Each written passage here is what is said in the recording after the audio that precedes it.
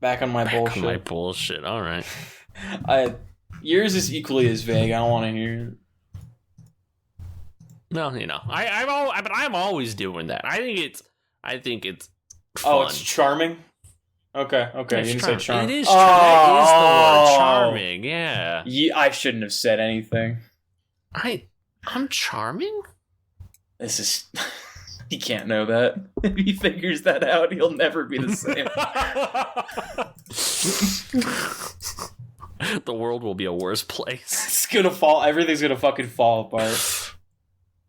Yeah. All right, do your damn thing. Okay.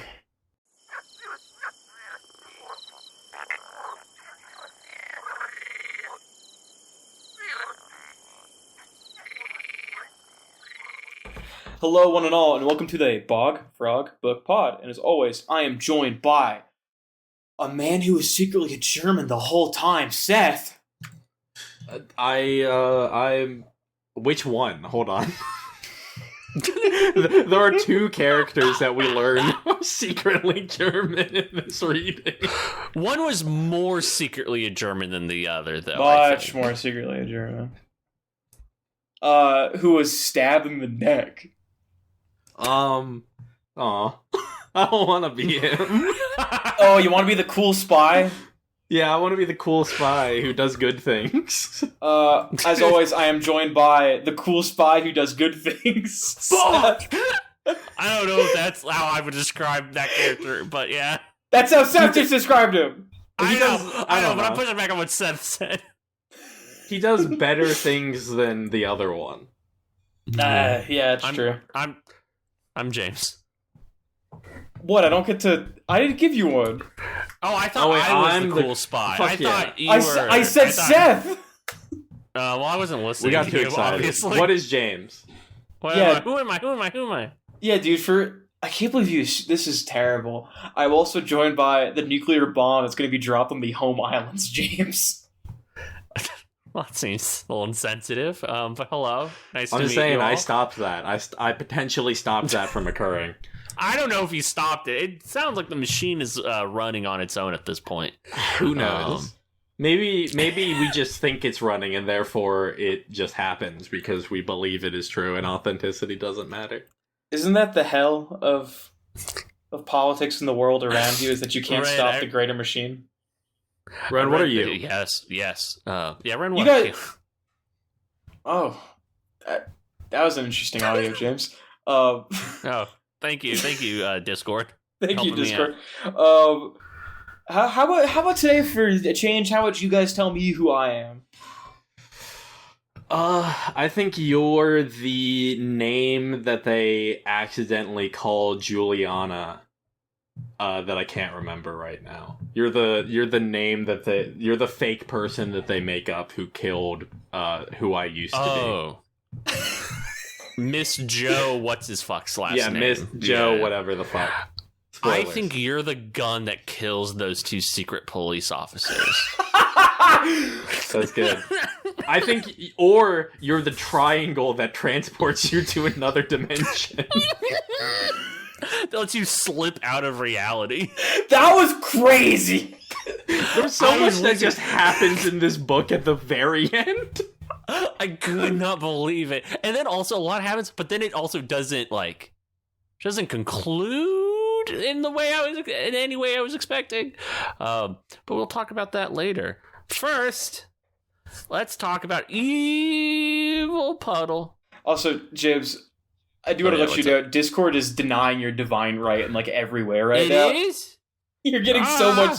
Seth, do you hear it? Yeah, you are a robot. Okay. Oh, man.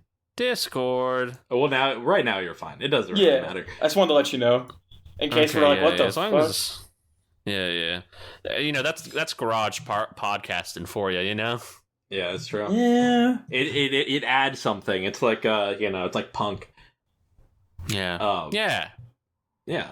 Evil Puddle. Evil Puddle is the new film by your friend and ours, Matthew Farley. And Charlie Roxburgh. The gang at Moturn Media, as we know them. It released on October 31st. Oh, I think so, yeah. Yeah, the very end. It was on Halloween. So, yeah, October 31st. It is a somewhat spiritual, like, not secret. It is a companion piece to one of James and I's favorite Moturn films, Magic Spot. It's part of what has been kind of colloquially termed the Beyond Cycle. The Beyond Cycle? Or what else is part of the Beyond Cycle? I mean, Magic Spot, Evil Puddle. Magic Spot, Evil Puddle. They're making one of the next movies they're making. They have 2 movies planned currently. Still, I thought this... Okay. They have 2 movies planned currently, and then they might stop forever. Because I was thinking Evil Puddle was the stopping point. Okay. No. Yeah, they have 2 more movies planned. They have Evil Spot. Yeah. Which is like the actual, inverse of Magic Spot. And then Losers Out, which is a sports film.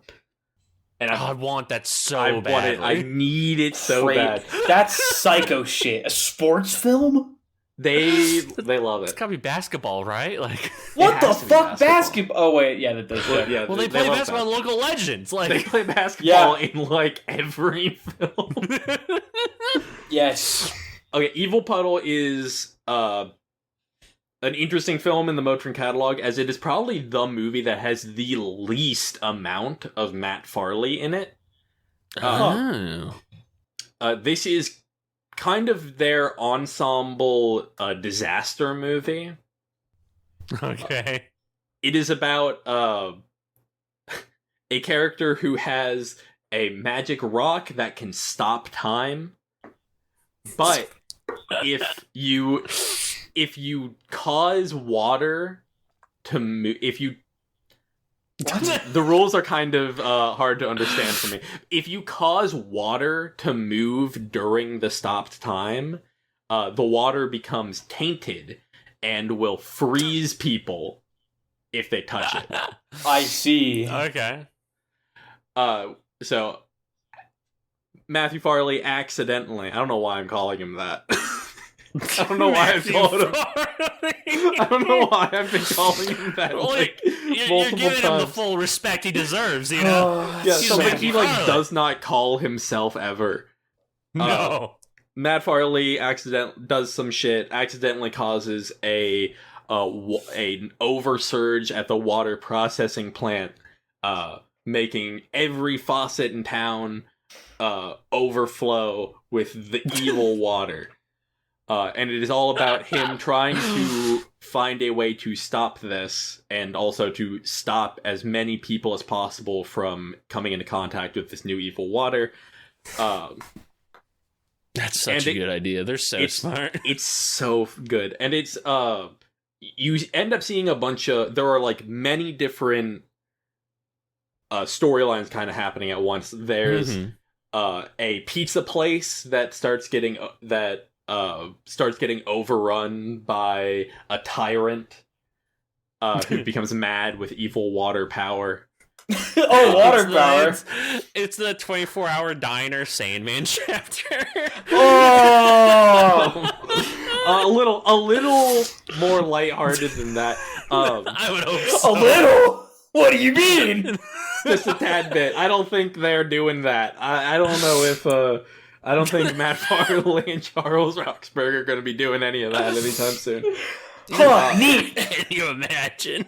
That'd be fucking... If that just happened, I'd be so scared. I would actually... I think I would throw up. I wouldn't know how to compute. There's a kind of...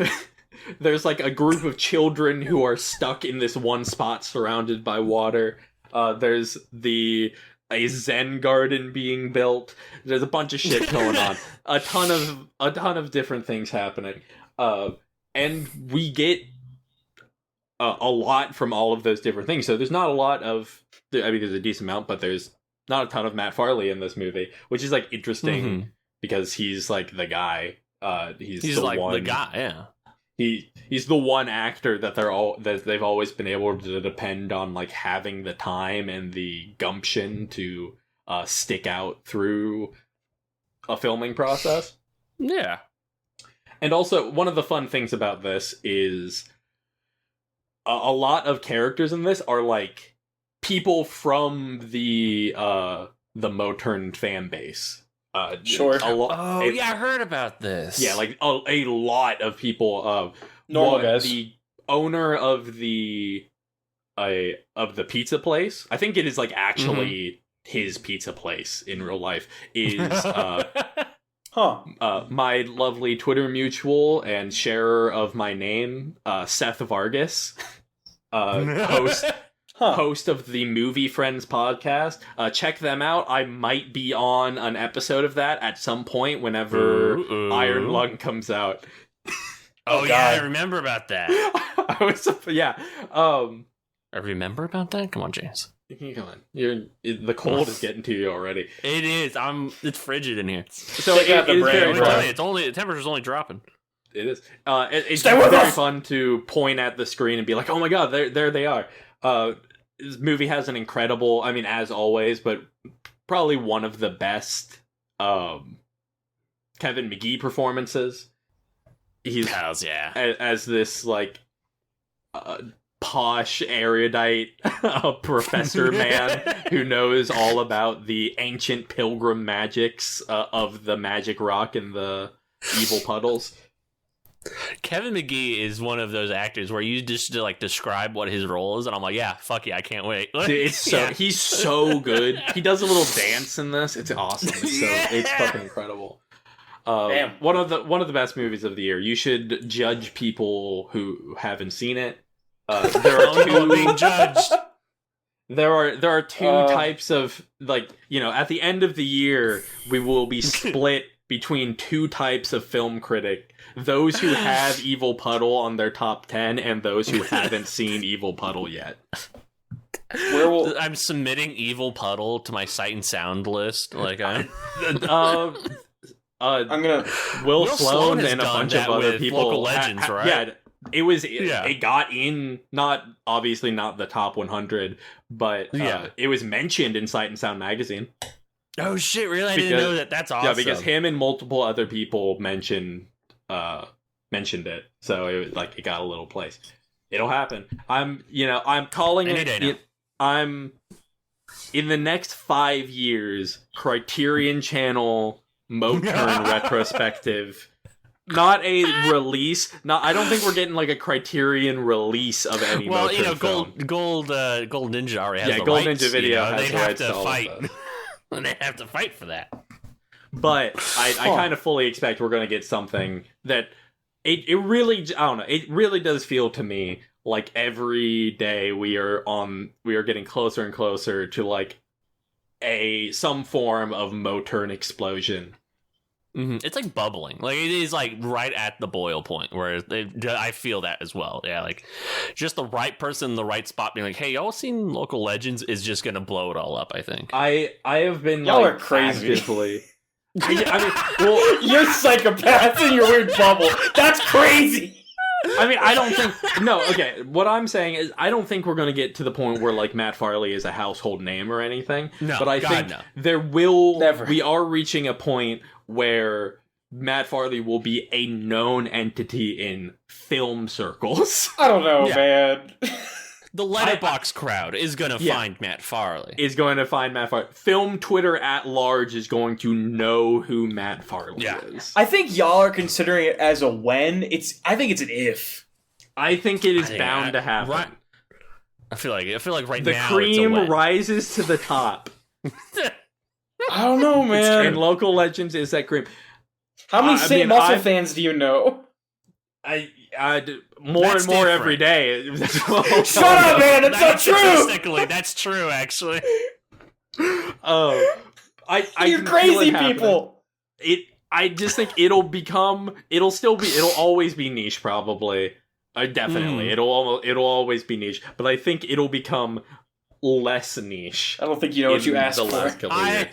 I mean, I don't know if I think this will happen, but I hope in my heart that they stop losing money. Like That's all I want. That's really that the is point. truly I want to all be I breaking need. even. I just need them to make enough money where they continue making movies, because Matt Farley did outright state if they keep losing money after Evil Spot and Losers Out, they will just have to stop making movies. Which I think is a tragedy, even though they do have an incredible catalog of movies already existing. And I don't fully believe... I believe even if they take like a long break, I think they'll come back to it at some point. These it dudes feels inevitable. are made for movies. I don't think they ever truly... I think they take a Mr. break Movies, and come back perhaps. to it. They are Mr. Movies. I've been trying to spread the love. I've been sending people links to Evil Puddle That's and awesome. trying to get people to watch it because it's incredible and one of my favorite movies of the year, and and a great Thanksgiving watch because it's all about. I mean, a large plot point is pilgrim magic. Yeah, okay, yeah, it is. Huh. It's a great time. So, go on Vimeo right now and buy that shit. Give them money, please. Please, please. All right. Speaking of going places, I hear Ren has gone back to their bullshit. I'm back on my bullshit. It's been an interesting few weeks, and I have found myself drawn back into the pit. What do you guys think the pit is? It's Monster Hunter, right? There we go. Monster Yeah. Hunter. Monster Yeah, Hunter. it's gonna be I'm glad Monster you guys know me well. It's trapped in the pit. It's so bad. So I thought to myself, wow, I really like Monster Hunter Rise. But dear Lord, I don't want to hold the Switch Pro controller with my hands because it feels like a toy for toddler babies. And I don't like it. I don't like it at all. It's bad. So I started looking into Switch emulation like a freak because Wait. I thought you owned Rise on Steam. Oh, I jumped a few different things. Okay. Okay, I was like, wait a second, because I thought you played with Hope before. I was like, wait. I'm playing Rise on Steam. It's a great time. Fantastic. Love Rise. Okay. Rise is tight. Yeah. Getting through G rank again. I beat it on the Switch years ago, but we're getting back to it. Nargacuga, for those in the know, still a fuck. Hate that thing. But I realized, wow, I love Monster Hunter Generations. Do you guys know Monster Hunter Generations to any extent? I am very aware of Monster Hunter Generations because I bought it when it came out on Switch and then never booted it. Beautiful. That's most people's experience. I have no idea. I assume it's another Monster Hunter. So there is a very firm divide in Monster Hunter, which is there's old gen, new gen.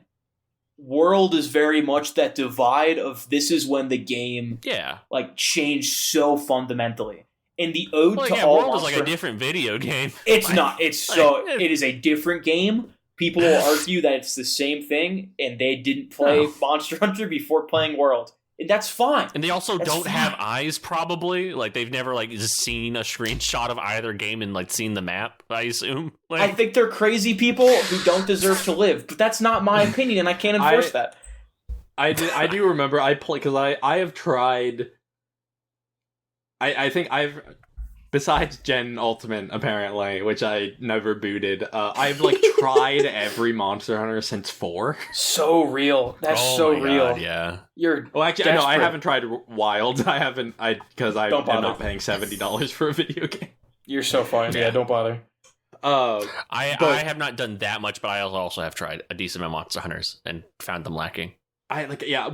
Worlds I played a bit of, and then I was like, there is so little here that I care about. Rise I did play I just truly the bug that just tells you where to go kind of fucking killed it for me. I'm gonna be real.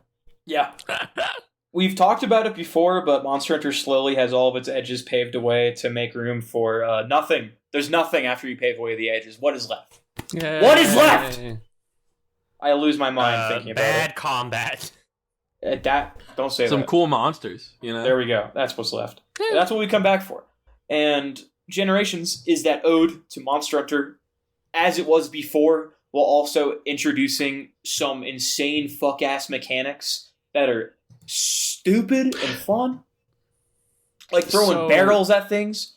And so is this the Assassin's Creed Mirage of Monster Hunter, would you say? No, because this came out before World. Oh, okay. It's kind of like the send-off to that style. Okay. Yeah. The way Ren was saying, I thought this was like something that came after World as like... No. Okay. Some people think that... At the very end of the 3DS. And then also on the Switch. I see. Okay. And it got ported to Switch after World, so people in their consciousness do think that it's after World, but they're crazy and don't know how to read. That's fine. It's okay. It's okay. We'll live through it. The big thing is that it's locked to the 3DS and the Switch, and I don't want to play it on my 2DS because it's not an XL, and it's going to be a bad time. And I don't want to play on the Switch because it's a baby thing for babies, and it feels bad in my hands because I'm a 6-foot-tall man with large hands, and it feels like I'm dying when I hold that stupid console. I had to play Super Mario Wonder recently with one Joy-Con because I wanted to play something with my lovely partner who I love.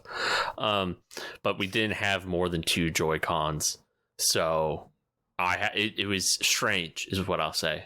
I had to decipher information in Dragon Quest Builders on Cat's Switch Lite. Brutal.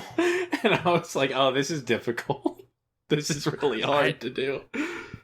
I do kind of like the size of the Switch Lite. I've decided, I was talking to my lovely partner about this. I think when the Switch Lite 2 comes out, I might buy that if it's cheap enough.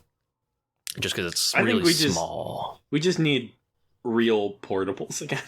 Yeah, I would like it. I said it was really small. I would like it if it was really small, like proper pocket size.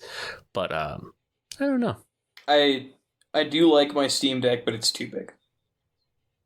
I was hoping if I could manipulate you to come to Thanksgiving, you would bring your Steam Deck so I could hold it in my hands so I could figure out like how it feels finally. Yes. I still haven't done that. But now that I had to call off of work, next day flight, I can't get on a fucking plane right now. You can do it. But you could do it. We'll talk about it. You sick freak. Fucking. My offer still stands. No one can spend money on me or I'll explode. I'll carry on. We'll talk about it afterwards. But Monster Hunter important. So I was like, Switch 2 emulation, or Switch emulation, evil process. I mean, there's a reason I did all the work to emulate Switch and then like gave up. Yeah, you did the horrible evil way, which is dumping everything. It reminds me of recently I spent all that time hacking my PS3. I have not booted it since I finished doing that. Real. Hey, sometimes it's like that. You have a mystery. You don't need it anymore. Yeah, I don't need shit anymore. You figured it out. There's nothing left to do. Why would you? Awful time. Yeah, but fucking, I got the emulator because it was still stored in like the ancient data of my Steam Deck because it wasn't fully deleted. Perfect. Our good friend Dante, shout out, hooked me up with Hero King. First hooked me up with the BIOS, fantastic. And before he hooked me up with a better working NSP file. Oh God.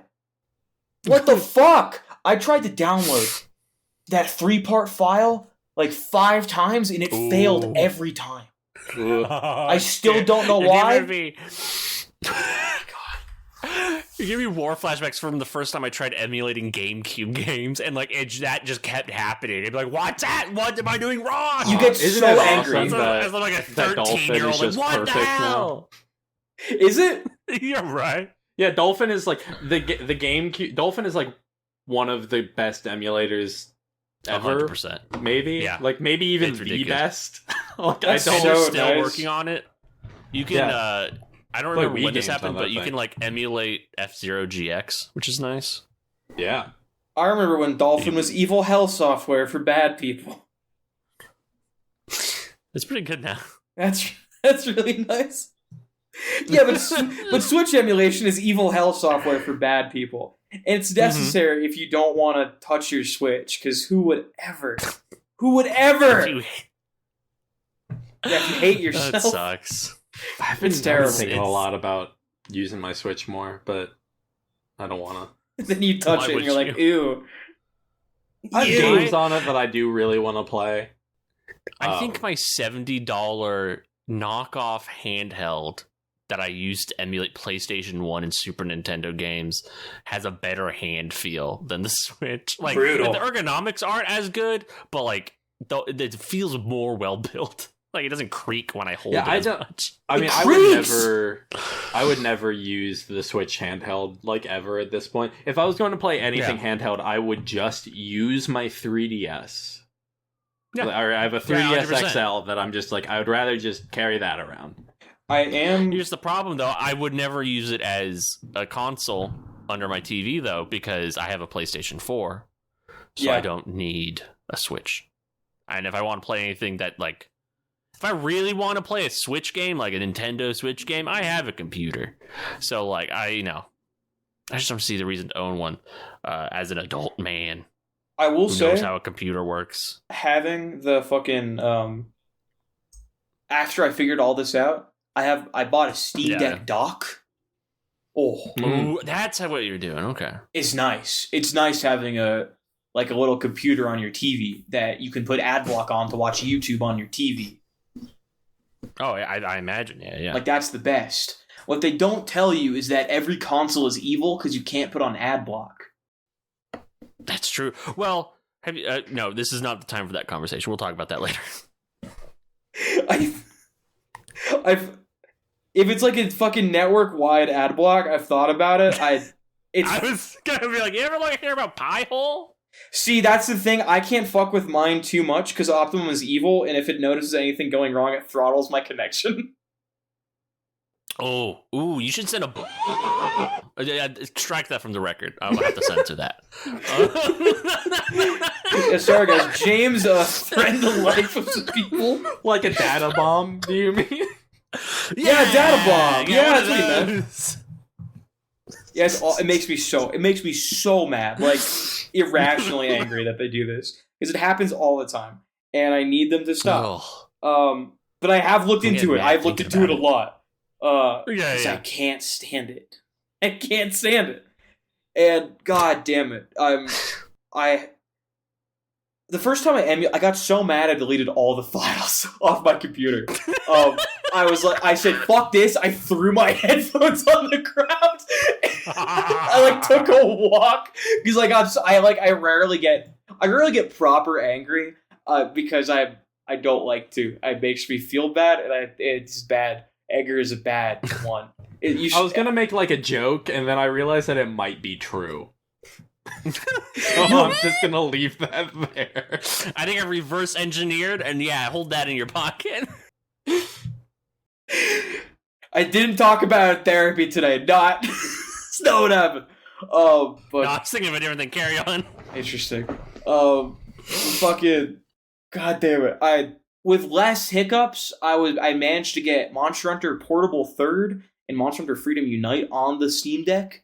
It's great. Hells yeah. And now I've got all the ones I care to play except for 4 Ultimate because I have a 3DS and it's fine.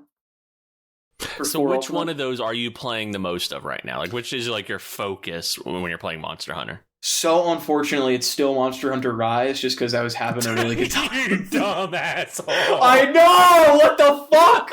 After all this fucking work! That's fucking awesome. That's so funny.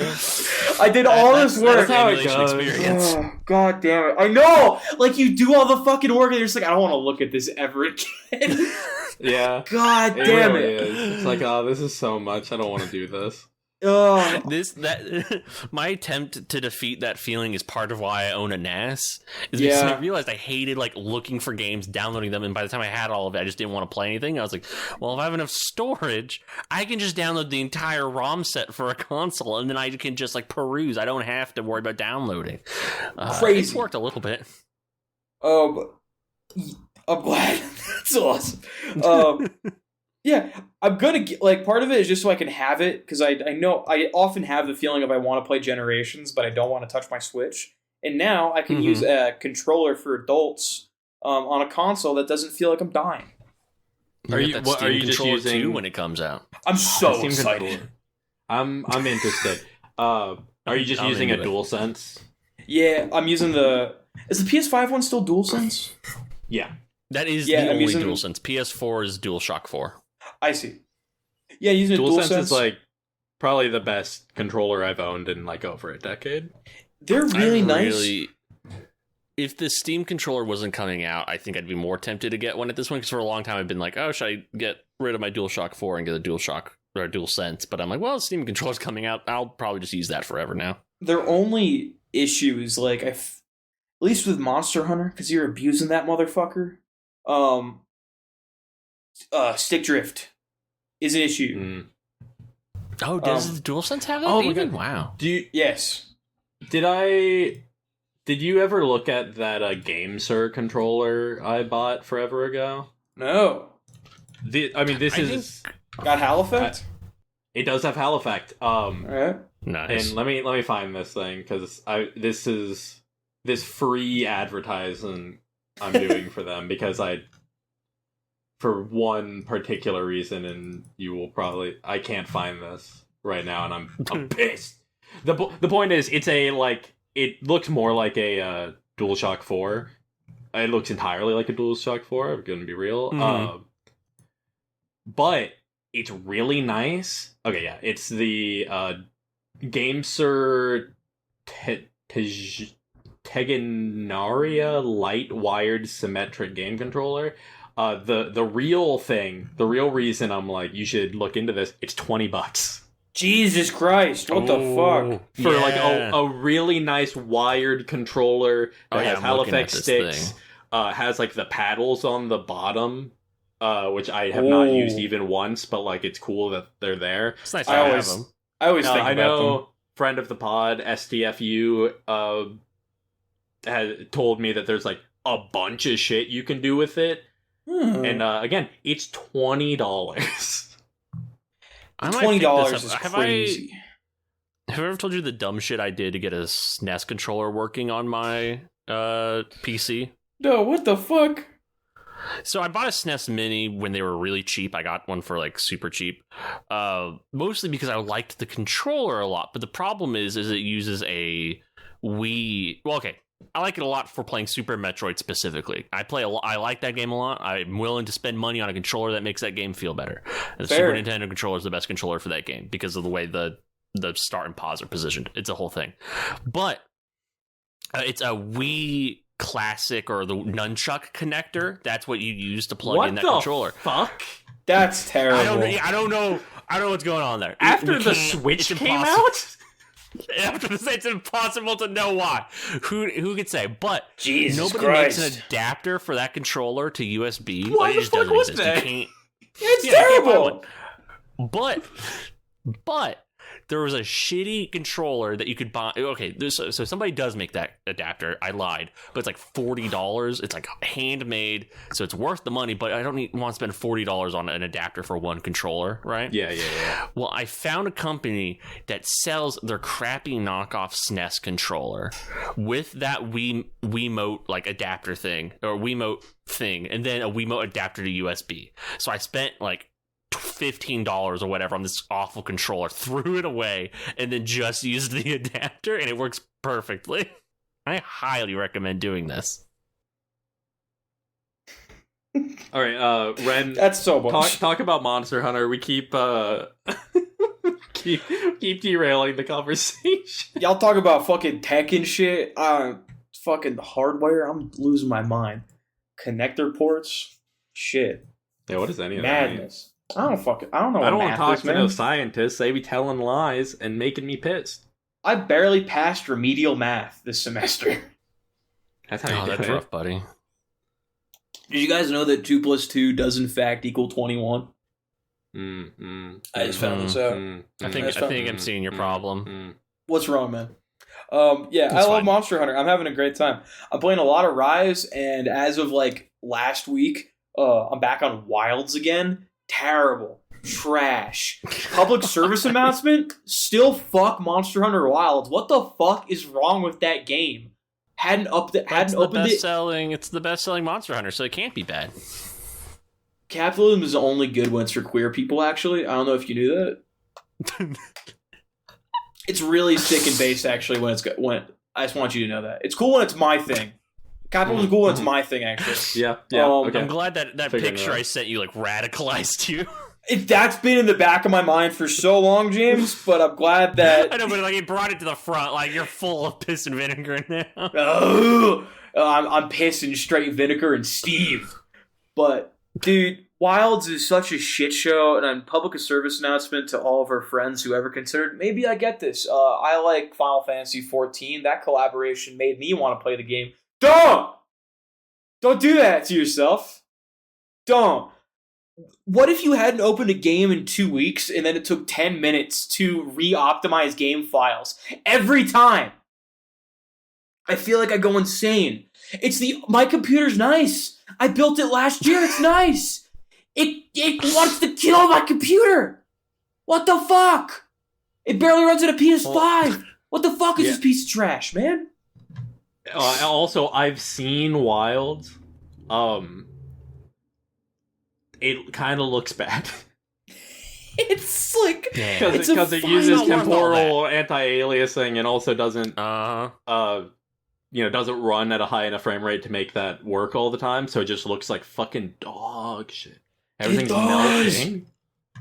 Did you see that it was like a Blue Sky post, somebody being like, I've spent years trying to tell people that like Unity doesn't make games bad, but now Unreal Engine 5 is undoing all of my good work by just being true.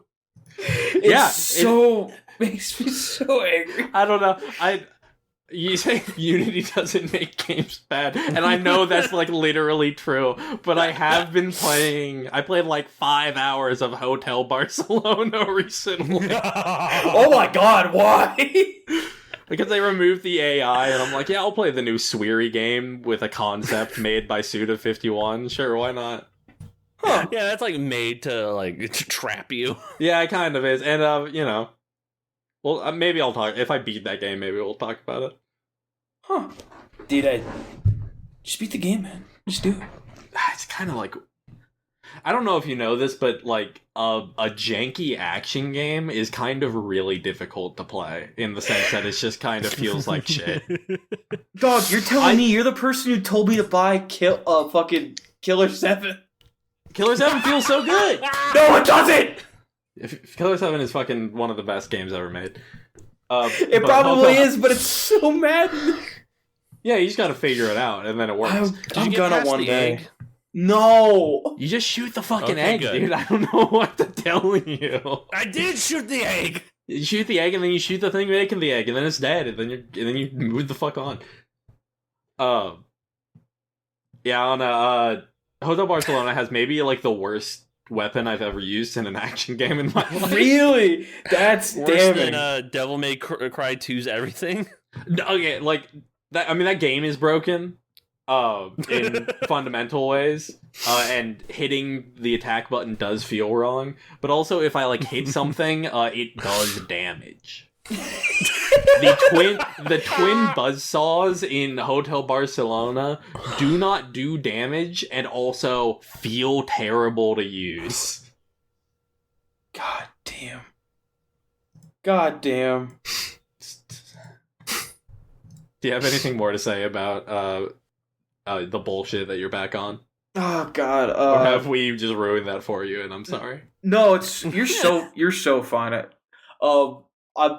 Despite how much I hate Wilds, I'm playing so much of it, and it's about to become my most played game on Steam, and I don't know how to reckon with that. You suck. I know! It's terrible! What's the closest thing? The closest thing is like a few hours off of getting above Night Rain, and then beyond that is only 20, and the DLC hasn't even come out yet. I'm worried. Yeah, the closest anything has gotten to my most played game is still 227 hours underneath the highest my most played game on Steam. Is it Isaac or some fucking Europa trash? It's Isaac. Europa trash. No, I told you my Europa games from Universe. Europa. Fuck you. Well, no, like Europa Universalis. Yeah. Like some fucking 4X horseshit like mine is. No, I've never been able to get into 4X games because I haven't spent the time to actually do it. Have I told you my story about that? No. Where I told... Let me see if I can, like, find... Did you try to, like, pick up chicks by saying you liked Civilization? Is that what you're gonna say? That would be crazy. No. That'd be so funny. No, You're not gonna believe this. I beat it on dating mode? Told my friend...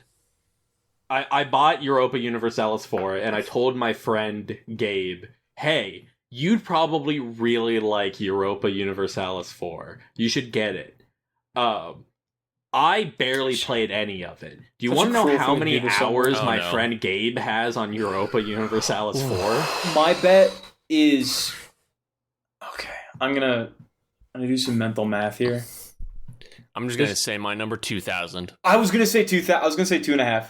You know what? 2.5. I'll do 2.5 for the bit. If I combined both of yours, that's not true. You would be under by 219 hours. No, 4,719 hours.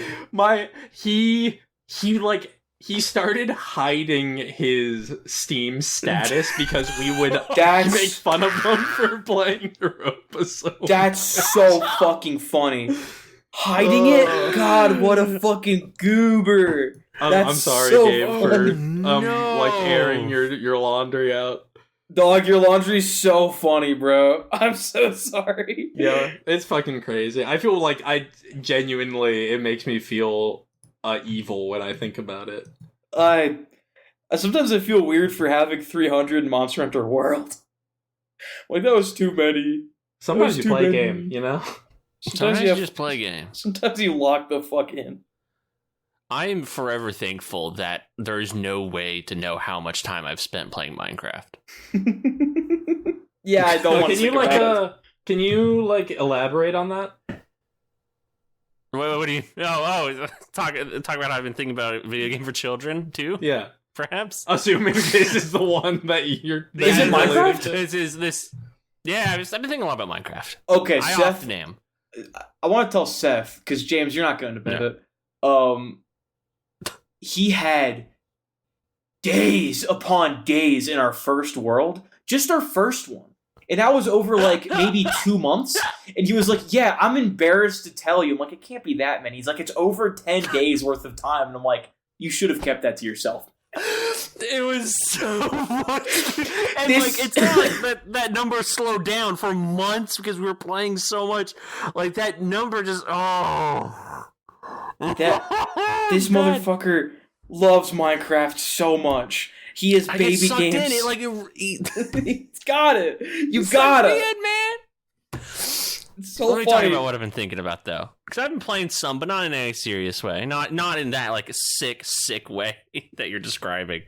In that like maybe I'm coping with like reality way. It was a dark time last year. It's really dark.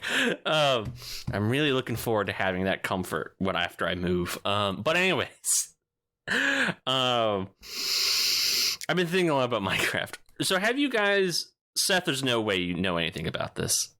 Ren, you might be slightly aware of this. Are you aware of the recent surge in like beta alpha Minecraft nostalgia? Yeah, it's so annoying. I actually am aware of this. You are aware of this? Okay. There's a video I watched recently where somebody talked about that. I think I've also just like I also remember the last time I played Minecraft. I think a friend of the pod, Hebe, was talking about how it's like, the game kind of looks worse now. Like, it looks like He's technically wrong. better, but I don't like it as much. I have very conflicting opinions with Hebe Also, vis-a-vis. I'm going to completely Minecraft. derail this for a brief moment to tell both of you. The trailer for Hazel's, like, actual movie, Divine Hammer, Ooh. just dropped 14 minutes ago. Oh, fuck it. We'll have to watch that What? later. Yeah. Also, another thing I want to derail first. Don't buy Minecraft right now. Yeah, don't buy It feels Minecraft. kind of silly to say that about one of the most bought games ever. Like, it feels weird that if you don't have it, but also Microsoft is a BDS target. Fuck Microsoft. They're helping kill people. Like, they're enabling a genocide. They do not deserve your money for anything. So don't buy Minecraft. A mega corporation backing countries to help kill other countries. They're always been bad. Yeah, just like some of the most evil shit ever. Just fuck Microsoft. Don't buy Minecraft right now. Don't buy anything that Microsoft owns, which Don't touch it. is It's getting helpful. easier every day. Yeah, they don't make video games. They don't make video games. Nobody they bought want Keeper. to make consoles, seemingly. You hear about But- Keeper? No, what the fuck is Keeper? It's potentially the last game Double Fine will ever make. Oh, well, rip Double Fine. Lordy. I don't know if I've ever played. I played one Double Fine game. I played The Cave. That was interesting. I'm going to type up Minecraft. So the nostalgia wave. I am largely skeptical of it as I am about most nostalgia. I actually find most nostalgia like poisonous and like unhealthy. I don't like it. I try to avoid it as an emotion, as a viewpoint. I dislike nostalgia. Real quick, how's the Transformers comics going, by the way? Oh! It's so good. Well, here, you know what? Here's my maneuver. I'm gonna pit maneuver you here real quick. Is that you were never into Transformers until a couple I weeks was into ago? Transformers, So but funny. not G1 Transformers. Like, these aren't my guys. That's So fair. pit maneuver. They are now. They're my guys. But not talking about that. So there's this huge wave of people being like, Minecraft was better when it was an alpha and it was beta. These are the true Minecraft. Part of this is also just like, nobody talks about this. I'm pretty certain a lot of this is apologia for Notch. Like, I think this is people trying to up a high-profile billionaire Nazi's profile. I think High that's billionaire part of Nazi this. transphobe. I felt like Nazi encapsulated that, but Sometimes. so I think that's like, I feel like that like is part of I it. just I think thinking no, of that's like the undercurrent. woke Nazi Notch. You know, evil person, but somehow just like very pro-trans. I exist in a part of the That's world kind of where Tagami, to be honest. Like- Loki. After the events of chapter 11, chapter 14 or whatever. in bumfuck nowhere that I live, it's like so common to see people be like, yeah, like, I don't know, I'm fine with this whole Democrat thing and like liberals and shit, but if someone goes to my fucking bathroom, it's on site, bro. And I'm like, what the fuck are you talking about? Do you see that TikTok that was a trans woman being like, I just bought a CNC machine so I can make gun silencers? Ugh. It's pretty cool. Capitalism is woke when it's benefiting me, actually. Yeah, but Oh. you know. Just want you all to know that. So I've been thinking a lot about beta and alpha Minecraft. I'm gonna get to my point. I'm gonna get to my fucking point. And so part of this is I watch this guy on YouTube who he's kind of a dumbass. I like him, but like he Right. says things and I'm like, you are a dumb person. I'm saying these words and I'm worried it could get back to him. But I'm actually not What? going to say who it is now. I'm not going to say his name. But he makes these really lovely alpha Minecraft videos where it's just him talking and playing his game. And it's nice. It's just nice. Because as much as I am skeptical of the nostalgia, alpha and beta Minecraft are like radically different than modern Minecraft in some fun ways. And I've actually been playing a bit of beta Minecraft as part of this like thinking process. And I'm enjoying it. And part of the thing that got me back on this, hey, maybe there's something to beta and alpha, is there's a mod that's really popular. I've played it. Ren, you've seen me play it.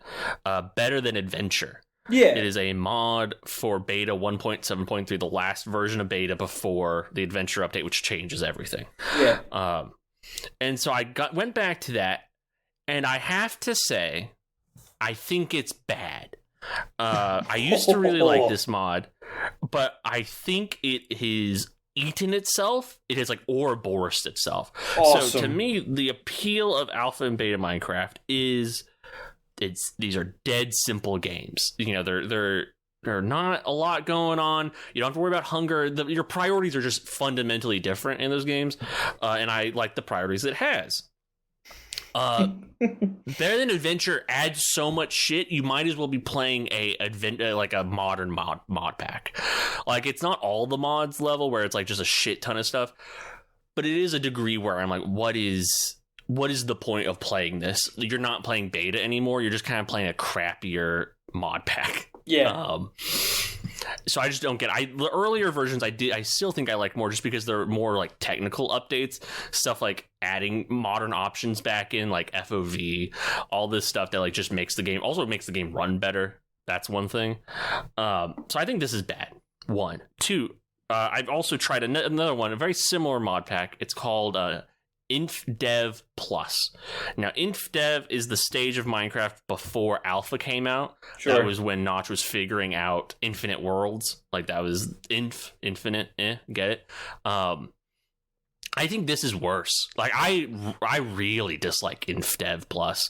I think it has the same problems Better Than Adventure does of why would I play this? This is not why I'd come back to these versions of Minecraft. And also, it runs awful. It is so poorly optimized. I mean, InfDev is just a poorly optimized thing, but then you're just adding all this garbage on top of it, and I just don't understand. I don't understand the point of these versions, right? Like, I don't just make a modern mod pack. I actually had to look. I'm still not certain that this is true. I had to check that InfDev Plus wasn't just a modded version of 1.21 because it feels so modernized. There's a sprint option, for Christ's sake. It does that thing that like modern mod packs do that I hate, where there's some mod that they put in where it generates rocks on the surface that you have to break, so then you can make raw stone tools because you can't make wooden tools. And I understand this is like a creative decision. It's just one I disagree with. I understand. I get it. I just hate it. And I don't understand what the point of InfDev Plus is my point. So that's one of the things I've been thinking a lot about. Any thoughts you guys think about these things at all? I mean, I am curious about, because I played Minecraft when it was in, I don't know if I ever played it in alpha, actually. I definitely played it in alpha beta. Is when it has like the neon green and everything. Like, I genuinely can't remember because it would have been when I was in 6th grade. You're a baby. Yeah. So like, I was playing it.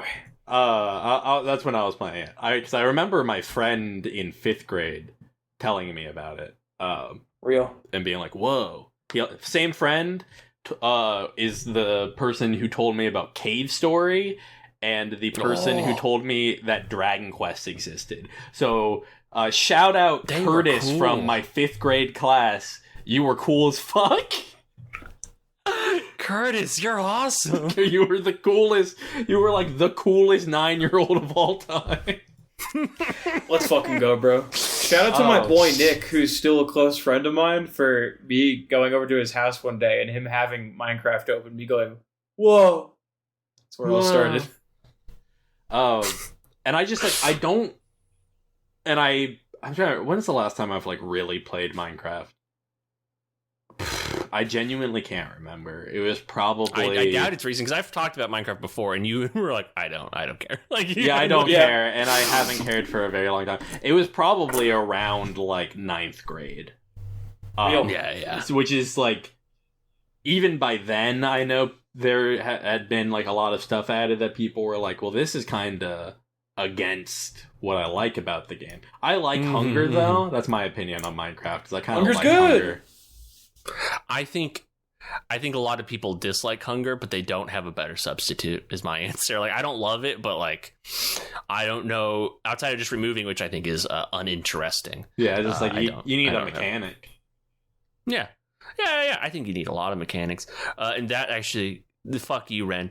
This segues really well into the next thing. Fuck you, Ren, by the way, because you didn't get to talk, and I wanted to be mean about it. I feel kind of bad now. So do you want to talk about it? Oh, no, fuck you, I guess. Okay, fair. This segues into the next thing I've been thinking about Minecraft. I feel so sorry for the Mojang devs. They have an impossible task, and they do a really good job.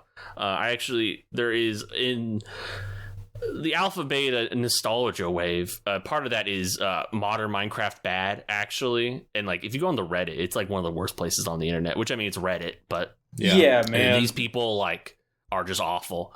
But then I watch a lot. I'm desperate. I am a dumb slut for anyone thinking academically about Minecraft in any fucking way.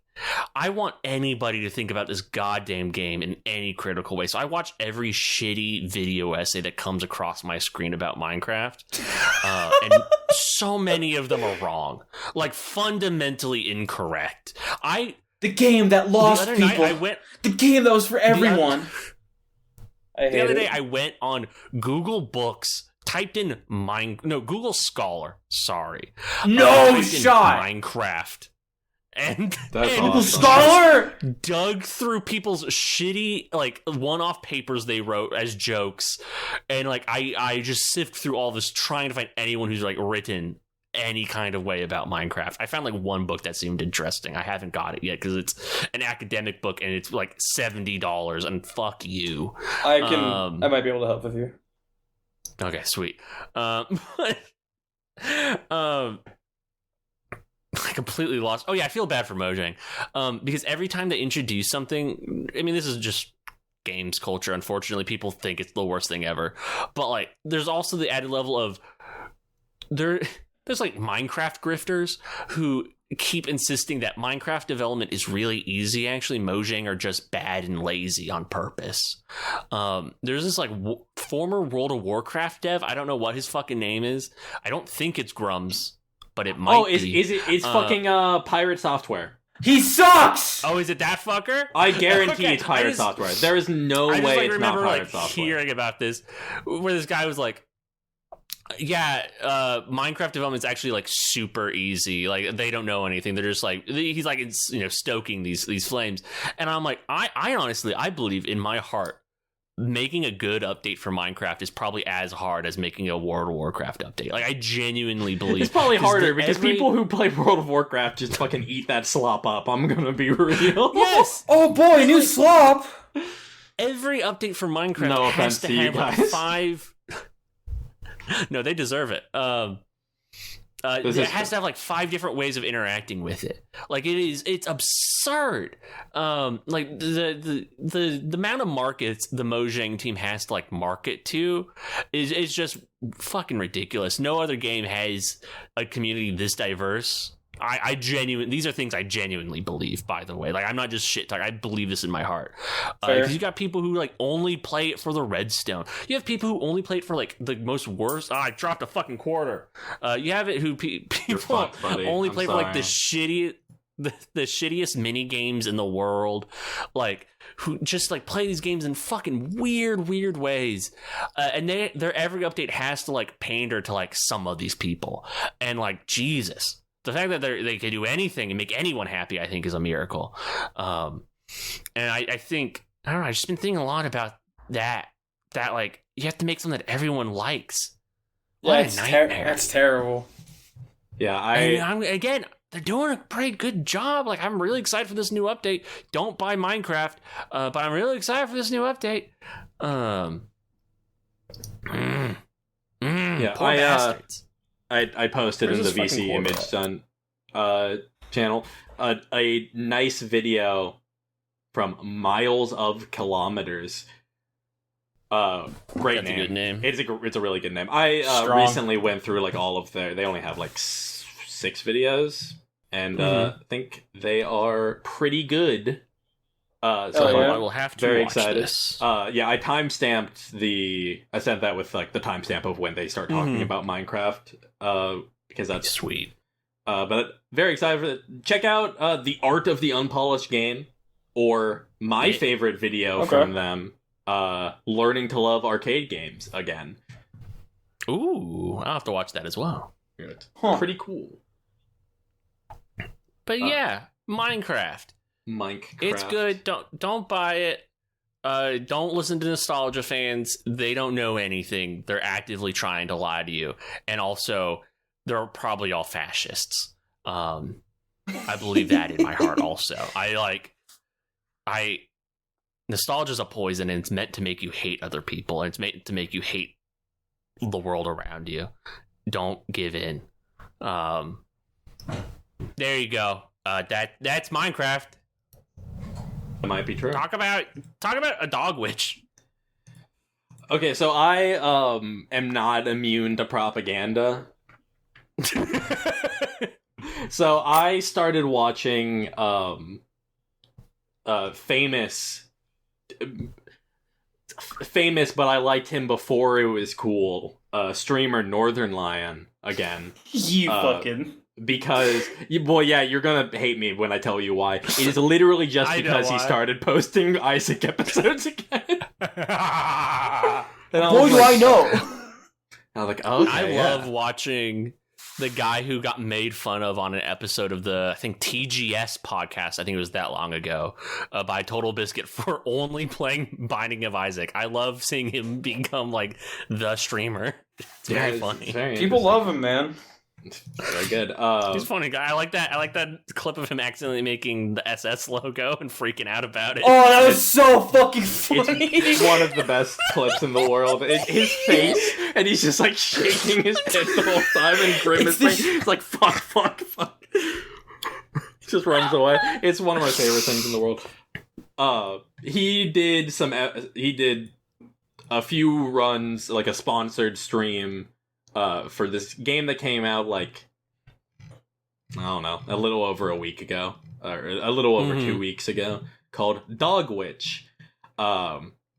Which is kind of, yes, which is kind of a Slay the Spire-esque type thing, but not really a deck builder in the same way that Slay the Spire is, but it is like one of those choose. You do a thing, you choose from 3. As is tradition with a modern roguelike, which is normally not my preferred style of roguelike. Roguelite. Hebe will have a fit. Thank you. I tolerate it, but thank you. But the reason that Dog Witch seemed kind of appealed to me is that it is like incredibly simplified. Down to the point where you are always working with the same basic components. You have a wand, which is just your basic attack. You have bones, which are shields. That's mana, which you fill a mana gauge, and you do a spell. You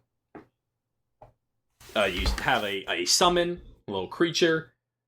And then you have your spell. I'm trying to think. I feel like there's one more that I'm forgetting, but I think that's it. Yeah, I think that's all the basic things that you have. Then you have a spell book, which each time you use the spell book, it like charges a meter that can be charged up to 3 times, which increases the damage of your wand, but also you can use a fully charged meter to like cast a bigger, more elaborate spell. To do a thing. And you just go through, I think it is 13 encounters. Each run is fairly short. Like a successful run is probably only like 40 minutes long, which is the sweet spot for me personally. Yeah, I think that's about right. Yeah, it's fair. That's probably like your Caves of Cud. Yeah, which those go on for much longer, but also can be it's over very quickly. One of the reasons I didn't really like Gungeon is because like a successful Gungeon run takes like over an hour, even if you're doing very well. That game's so fucking long. Yeah, I don't like it. Yeah, it kind of sucks. Yeah, I'm very much not a Gungeon fan. But quick side note, real quick. I searched Dog Witch to look at pictures of it, and I'm only getting pictures of dogs in witch costumes. Fire, fucked up so bad. Can you send some? No. Why? They're on the iPad, and I don't want to go on Discord on the iPad. God, you're such a coward. And you just do a bunch of encounters, which are kind of just out of a pool that can kind of switch out between like each encounter has maybe 2 to 3 variants that is possible through it, and obviously like you have like 4 sets of encounters per area. And after each one, you have an upgrade, which can be from various things, and you upgrade one of your base components, or you have like 3 slots for accessories: a bracelet, a necklace, and a and a collar. Yeah, which is kind of interesting. Or no, a ring. It's not a necklace. Hold on. It's a collar, a necklace, and a ring. There you go. A collar and a necklace and a... Okay. Yeah. And you're just trying to defeat a mad wizard. It's very fun. It's like incredibly chill. It has a very like lo-fi beats to study to soundtrack. Okay, tight. I just played the fuck out of it. Like these party members I'm looking at. They're good. The summons are really cute. Like the horse. The horses are good. Yeah, you got little summons. You can summon up to 2. There's at a time. You can upgrade them. You can switch out the summons for various things. One of them is bees, and if you get bees, you can upgrade those to let you summon 4 of them at a time. That's awesome. Pretty cool. Yeah, I'm looking at these bees. They're cool. I've done almost everything in this game already. Yeah, you've been going through it. They've updated it a little bit to the point where I haven't. They added like different hats, which different hats kind of put different like challenges onto you. Like one is you have 5 health, but every time you get hit, you only take 1 damage. Or you are like forced to take certain things, or the master hat, which is you get to choose what you start with. But every enemy is plus 2 to strength, so they all deal more damage. That's been very fun to do. It's very fun. It is very difficult, but it did make me I understand the game at a different way. I haven't booted this up since the 20th. And I got it on the 13th. I put 24 hours into it, so I spent an entire day of a week. Oh my god, bro. Oh my Just god. fucking doing that instead of editing the episode I was supposed to edit. I was gonna say, you motherfuckers, this is why the episode took so long. That's so funny. That, and then the day that I set aside to do it, I felt sick and was depressed. Oh. So real. I get it. So I was like, I'm not gonna do this. Whatever. So, yeah, you choose yourself over the damn show. I get it. Life's fucking nightmare, man. Yeah, a dog which is really fun. It's like $10. They just added an update, which I think is kind of fucked up. To do literally the day after I finish. Like after I was kind of like, okay, I think I'm done playing this for right now. Mm-hmm. Which is my main complaint. Was there was no quick replay button. You would have to go through the main menu again every time, which wasn't super. It was like whatever, but it was like, okay, this is kind of annoying. They added it literally the day after. I was like, okay, I think I'm done for right now. But now, better than ever. They also changed some items to make them not bullshit and bad, so that's cool to see. Fire. Good game. Highly recommend it. It's probably actually, I don't know. It might be on sale right now. It is not, but it is only $10 regardless. So maybe check it out or don't. I don't know.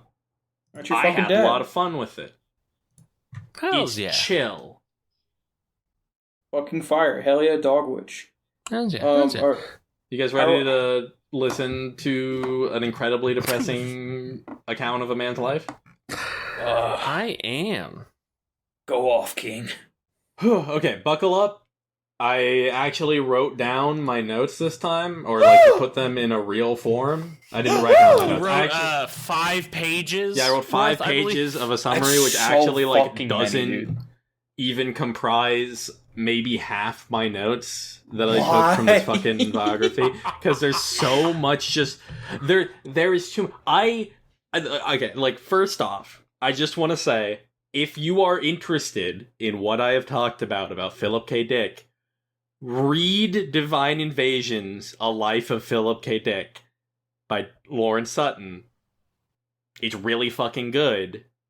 And Is that the one by his ex-wife? No, that's hold on, I have that right over here. Let me grab that so I can tell you what it is.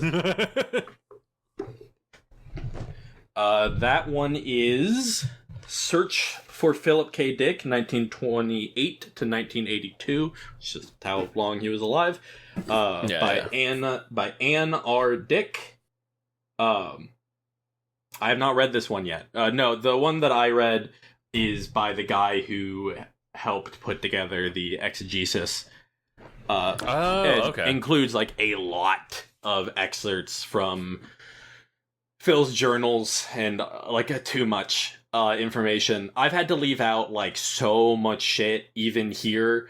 I wanted so bad to include the rise and fall of his relationship with Harlan Ellison, but I just couldn't do it. There just isn't time in the day. There just truly is not. But Divine Invasions by Lawrence Sutton, really fucking good book. Has basically as much information as any human being would ever need about Philip K. Dick. But let's get into the rest of his life, starting in 1963, after the publication of Man in the High Castle. In 1963 and 64, Phil would write 11 sci-fi novels, 11 short stories, and 2 essays, and 2 plot treatments for his collaborations with Ray Nelson and Roger Zelazny. At the same time, he would compose hundreds of letters to friends and family. His marriage with That's too much. Yeah, it's a lot. Is by far the most he ever wrote. Like the highest volume of he would ever write, which this includes books such as like Dr. Blood Money, Crack in Space, Martian Time Slip, I think, 3 Sigmata of Palmer Eldritch. A lot of big names in his catalog come out at this time. His marriage with Anne would have its ups and downs, switching on a dime between lovey and violent. Anne would say at the time, after or a little bit after the fact, I had a bitchy tongue back then. Who hit who on what occasion isn't so important. I know I participated spiritually in the violence. God damn. Yeah. Not a great relationship. Phil would grow increasingly terrified of Anne and would claim multiple times to his friends that she was trying to kill him, and denies any such thing, and nobody who knew them took it very seriously. From late 63 to early 64, Phil would continuously leave Anne to stay with his mom, and Anne would eventually come and pick him up until March 9th, 1964, where Phil would file for divorce. It would finalize in October. Although he was heartbroken at having to leave his daughter Laura and his 3 stepchildren, he would continue to dodge child support payments for the next decade. Whoa! Dude! Yeah, he basically like never saw Laura. Oh my god. He very, very rarely ever saw her a handful of times throughout the rest of his life. He would incorporate himself back into the Bay Area sci-fi scene and would quickly find a new relationship with Crania Davidson, now Crania Davis, who herself is a sci-fi author. Crania would describe the relationship as Phil had this marvelous ability to love blast people, to turn on this incredibly intense affection. I think that was his main attraction to women and also to his friends. When he loved you, he really loved you. She also described him as being beset by inner demons. He would awaken in the night absolutely racked with fear. Mostly to do with the idea that he was being spied on by Anne, which is more or less completely unfounded, but Anne would end up breaking into, I don't remember if I talked about this, but the hovel. The hovel, which was his, like, shed writing area at the time that was on a local sheriff's land that he was friends with. But she would break into the hovel to obtain his financial records, because he just kept refusing to give them to the lawyers. Fuck are you? What the fuck? He would also continuously claim he was being followed by the CIA and Nazis. Phil's volatile mood would be exasperated by injuries sustained in a car crash where he flipped Crania's VW Bug on a curve. And while she would be fine, he was in a body cast and an arm sling. He would end up dislocating that arm. He ended up dislocating that arm multiple times throughout the rest of his life. Oh. Around this time would also be his first time considering suicide. The relationship with Crania would split and fully end in October. Eventually, he would find himself in a group of other genre fiction authors that would meet together and brainstorm ideas. The Ganymede Takeover and The Unteleported Man would be two novels to come from the ideas in this session. Do you want me to talk about the proposed High Castle sequels that he thought up at this time, or should I save those for later? Save those for later, I think. Go for it. Okay. Phil, around these times, he would also befriend sci-fi author Ron Golart, who wrote the Marvel's Tech War series, and after things fell apart. I don't know too much about his writing, but he's a guy.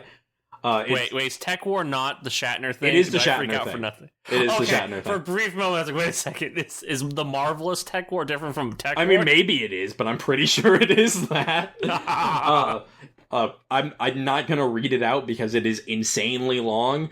But it's worth looking into. They had a correspondence about like how novels are structured that I think is really interesting. Ooh. Around this time, they would end up throwing a pre-con party on the eve of the 1964 Sci-Fi World Con. Here, Phil would fall quickly for the wife of ace editor Terry Carr, Carol Carr. Phil was a notorious flirt, and Carol was enjoying the attention and would flirt back, never had any real intentions, and Terry was kind of like, I'm secure in this relationship, I don't really give a shit. This would continue for a while. They had this kind of like flirty back and forth. What? Until one day he just kept calling their house. In Terry's words, Phil kept offering to buy or trade something for Carol. I finally said to get rid of him. Go, Phil. Go away. I'm the jealous type. And at 4 a.m. the next morning, they would be awoken by a phone call from Phil, who would proceed to yell at Terry for his unseemly jealousy. This is his editor at Ace. These are the people who gave him money. What the guy who signs his fucking checks. Yeah. He would apologize later that day, but not long after would be right back to flirting with Carol. Around the same time, Phil would try his first hit of acid. And although he never particularly liked the stuff, rumors of him writing on it quickly exploded onto the scene. Rumors Phil himself eventually hated, but also rumors that he himself got started. What the fuck? We know that he did it at least twice in 1964. The important one being with Ray Nelson, who said Phil was isolated, reliving the life of a Roman gladiator and speaking in Latin, and that he felt a spear getting thrust through his chest. Earlier in 1964, Phil would meet Marin Hackett and her daughters Nancy and Anne, who were both around 21. Phil was really attracted to Nancy and Anne, and Marin was attracted to Phil. So it was kind of a weird situation. Phil and Nancy would hit it off, and by December, he was begging her to move in with him. In March 65, she would, and in July 66, they would be married. A primary reason for this marriage was that Nancy was pregnant with Issa Freya, Phil's second child, who was born on March 15th, 1967. Nancy would comment on the marriage 8 months later, saying, I didn't really believe in marriage, but we decided we wanted a little baby to keep us company. We were like children ourselves. No. I thought it would be okay to have children and not be married, but Phil thought we should be married. Later, I was glad we did it. The relationship was one built primarily out of codependence. Phil, throughout his entire life, has been somebody who desperately wants to provide and rescue the women he's involved with. Which, obviously, not a great mindset to be in for any relationship. And especially when you have so many of the so many crippling issues with your own mentality as Phil does. And children. Yeah, and multiple children, a child in this instance. For a bit after Issa was born, he would have dinner ready. He was great father and partner. He would have dinner ready for Nancy. He would be doting, but eventually he progressively became sour, and they would just kind of feed each other's like most childish impulses. Phil had a lot of issues sharing Nancy with their child, which that's so crazy. It is crazy. But despite this, by all accounts, he was a loving father. He rarely ever saw his first daughter, Laura, during this time, but he was incredibly attentive to Lita. This eventually sort of manifested in this strange thing where he was incredibly competitive with Nancy over feeding Lita at any given time. I hate that. Nancy was breastfeeding Ida, and Phil was like, no, I have to feed her formula this many times a day. Really fucking weird. Around this time, drugs become a bigger problem in Phil's life. Mostly pills. Phil would mix and match pills all the fucking time to create whatever strange feeling he was aiming for. Mixing muscle relaxers, downers, uppers, everything. His preferred pill was White Crosses, which is just another term for amphetamines. One of the states he would continuously attempt to achieve was intense inner focus that he needed to write the novels that he was writing. Around this time, he would end up writing 9 full novels and parts of 3 others. Jesus Christ. Around this time is also when he started writing Flow My Tears. And at the peak of this, he wrote 140 pages in a continuous 48-hour period. And on the backside of this, Phil would hit bouts of extreme depression, sometimes crashing out and just not speaking to anyone for 3 to 4 days. By late 1967 until the end of the decade, there would be a lot of stressors on the family. Nancy's mom, Marin, would eventually commit suicide that July, following the ending of her relationship with longtime Philip K. Dick mentor Bishop Pike. The death obviously shook Nancy to her core, and she was having a lot of problems, which Phil was just not helpful with, and was actually going through his own kind of like intense nervous breakdown at the time. Yeah, he wasn't in a place to be for anyone else. Around this time, not too long after, he would get hit by an IRS audit. Also, his 2 cats would die, which is unfortunate. But the audit would basically drain him of money completely. In April 1968, one of Phil's mentors, Anthony Boucher, died of cancer. In August, some street speed landed Phil in the hospital for pancreatitis and acute kidney failure. And in September of 69, Bishop Pike, quote, died in the Judean desert while in a quest for the truth as to the historical Jesus. Holy shit. Phil would comment on this dual loss, stating, "It was terrible, man. They were croaking, like they were falling all around me like World War I. You know, just like in the end of All's Quiet on the Western Front." Phil could not return to writing novels until well into 1970. Around this time, Phil would go on a mescaline trip, which would heavily inspire the writing of Flow My Tears. In September of 70, Nancy and Issa would leave Phil. Fair. Around the same good. Around the same time, Nancy's sister Anne would divorce her husband, and Nancy's brother Mike would be served divorce papers, and they all just decided to move in together into a house that Phil would eventually call the Hermit House. This would start the most extreme period of drug abuse of Phil's life. The Hermit House he lived there for about 2 years, and he was constantly using all kinds of drugs. And there's also a place where he would just let people into the house. A bunch of drifters came through, and he was constantly giving out drugs for free. Huh. Around this time, I can't remember. Actually, I can't remember if it's around this time or if it's an earlier time.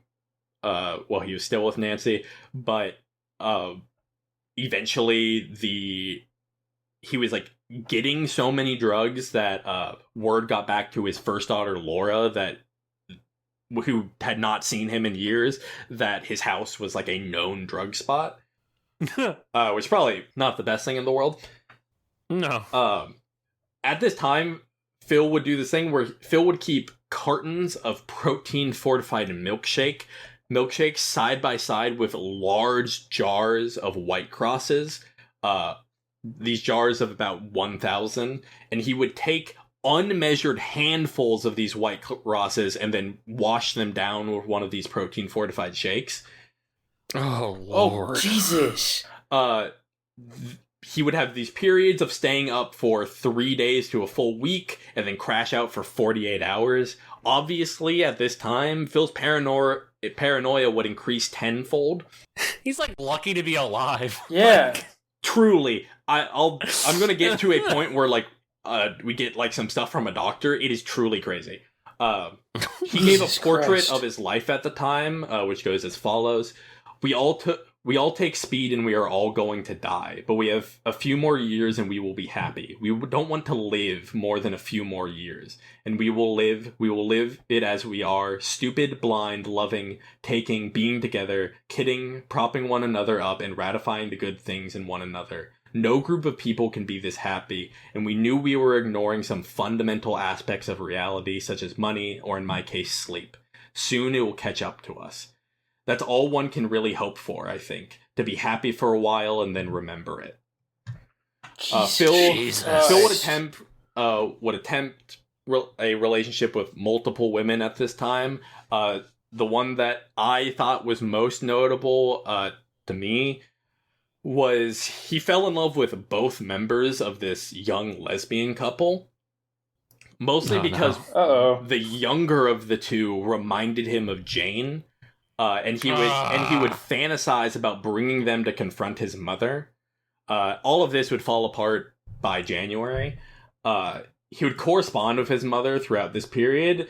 He would talk about financial woes, failed relationship, and suicide attempts. He was admitted to the San Rafael Psych Ward on May 3rd and let out on May 6th with approval by an examining psychiatrist, who in his record stated that Phil was taking 1,000 methadone tabs per week, alongside 40 milligrams of stalazine per day, alongside other drugs. Oh my god! Somehow, he was like remarkably physically healthy. What? So, his blood pressure was normal, and he was mostly fine. Impossible.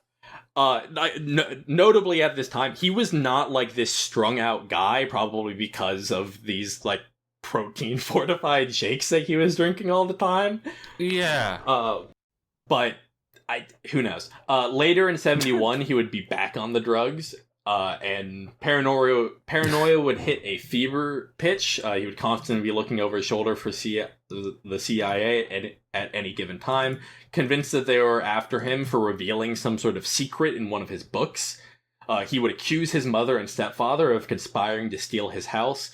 And his stepfather, Joseph, would write, "Dorothy feels that Philip will have a psychotic break if he doesn't have this continuous string of crises he gets into, and often invented."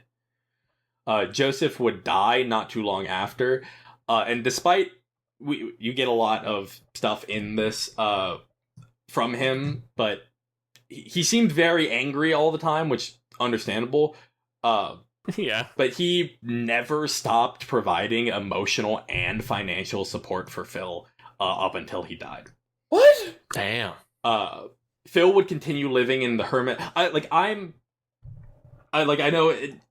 I am focusing a lot on like these very negative things. I cannot stress enough how much people loved Phil. It is very easy to forget this during this whole thing. People loved being around Phil. Crazy. Obviously, like, he did a lot of terrible shit. A lot of shit that nobody needs to forgive him for, obviously. But people. He was a guy people really loved being around. He would continue living in the hermit house for a long time, with a rotating cast of drifters who would eventually kind of act as the inspiration for him to write A Scanner Darkly. At one point, Phil would return to the house, and all of the doorknobs from the exterior were removed, the stereo was missing, the refrigerator was open, and food was thrown all over the backyard. Which was an insane blow to Phil's psyche, because it was no longer was he just suspecting that people were after him. In his mind, this was proof. Yeah, he knew. Yeah, he knew that this was happening. And we never exactly find out who did it. Some of Phil's own hypotheses include religious fanatics, black militants, Minutemen or another far-right group, the police, the FBI, drug-crazed ripoff artists, and Phil himself, and military intelligence. Phil wasn't... When he says Phil himself... does he mean in a stupor he did it? Yeah, like he doesn't remember doing this. Okay, I was like, is he suggesting he may have traveled back? Like, No, he is like, which, to be fair, this isn't something that, like, he entertained the idea. This was something that, like, some of his friends were like, I think Phil did it himself. And then he was kind of like, I don't know, maybe. I was like, I don't know. Yeah, I was on a lot of drugs. Phil wasn't eventually... was invited to Vancouver for a con appearance, and in an uncharacteristic turn, he actually traveled to do it. He would give a speech that went over very well, and he immediately began fraternizing with every single woman he saw, including Andrea, a college student, the same physical type, short, long black hair, as his two previous wives, who serves as the inspiration for a collection of personal letters called The Dark-Haired Girl. This relationship would not last very long, and after the failure of this relationship, when he got back to the Bay Area, he would suffer this 2-week gap in memory. Oh no. That the only thing that he remembers, that he says he remembers, is that he was abducted by people, and constantly asked questions, and when he emerges from this, he is committing suicide. He is actively in the process of committing suicide. And right before he kind of succumbs to the insane amount of drugs that he is taking, he calls a suicide hotline and is eventually taken to Excale, which is a live-in drug and alcohol rehabilitation center. This is where eventually he kicks his addiction, and gets some therapy, probably very much needed. One of the issues raised multiple times is his tropism for dark-haired girls, which I will just read this. It is a moving, incredible experience to see people insert themselves between me and the reality I seek out that kills me. They forcibly stop me from doing what I've been doing. Saying, you fucking asshole, they yell at me. You dingbat. You like incest. You enjoy screwing your daughter. What? Whoa! This is... That took a turn! This is because his daughters also are... black, dark-haired girls, like, I guess. Yeah. I was thinking of his sister. That's which is also his sister. That is... Yeah. This day lasted 3 weeks. He was released in July. In 1972, he would meet Tessa Busby, an 18-year-old, and they quickly formed a relationship. How old is he at this point? He's, like, in his early 40s. Okay. She would... Okay. I was about to actually say... She would say of this relationship, life with Phil was a roller coaster. There was, for example, the ongoing revelations. Phil was in his 40s, not his late 30s. Nancy was his fourth, not his first wife. A twin sister had died in infancy. This revelation was prompted by Phil's shock upon learning that Tessa had almost been named Jane. Oh, no. Phil would would during this time return to his abusive ways, leaving Tessa battered and bruised on multiple occasions. Oh. Around this time, he would end his multi-year stint of inactivity and began writing A Scanner Darkly. And lo and behold, Tessa was pregnant. By April, they were married, and in July 1973, their son Christopher was born. Again, Phil was a doting father, and financially things were looking up because around this same time, the film rights to Do Androids Dream of Electric Sheep were picked up. I wonder if that'll ever become anything. It does take 9 years. I mean, it does. Like, it just like in February of 74, to see Blade Runner? I don't think so. Yes, he sees like an old cut of it. An earlier cut of it, I believe. Okay. In February 74, Flow My Tears was published, and it was his best received work since High Castle. Also, in the same month, Phil would suffer an impacted wisdom tooth, and after surgery would be prescribed sodium pentanol, which would be delivered to Phil's door when, as he described it, the doorbell rang, and I went there, and there stood a girl with black hair and large eyes, very lovely and intense. I stood staring at her, amazed, also confused, thinking I'd never seen such a beautiful girl. And why was she standing there? She handed me a package, and I tried to think of what to say to her. I noticed a fascinating gold necklace around her neck, and I said, "What is that? It is certainly beautiful." To find something to say, to hold her there. The girl indicated the major figure, in which was a fish. "This is a sign used by early Christians," she said, and then departed. This is the trigger for what is known as the February 3rd, 1934 experience, which is the catalyst for a series of hallucinations and unveiled memories. This also kicks off the 8-year exegesis project. The February 74 experience is incredibly hard to nail down exactly what it is. Phil is never entirely clear. He did spend 8 years writing the exegesis in attempt to explain it, and also 3 novels, and was trying to write a 4th, trying to explain this very thing. To the best of my understanding, it is a series of hallucinations, which revealed to him that several instances of time were actually overlaid on top of each other. Notably, ancient Rome, and it unlocked this multiple consciousness, which existed in multiple times and in multiple world lines at once. Most commonly was Thomas, a 1st century Christian, and a spiritual force of light knowledge he named Firebright. He would eventually call this process homeoplasmate, a bonding between a human and the information-rich plasmate life form. He would be racked by nightmares and would routinely speak Latin in his sleep. He would see whirling lights which moved fast and would force him into this wakeful state of consciousness. These sometimes would occur for up to 8 hours at a time. He would call these lights phosphine graphics. He would encounter various divine aspects that he would normally associate with various gods from various religions, such as Aphrodite. He had an incident he coined the Xerox missive, where he was convinced that he was going to get a letter that would kill him. And I've often felt that way.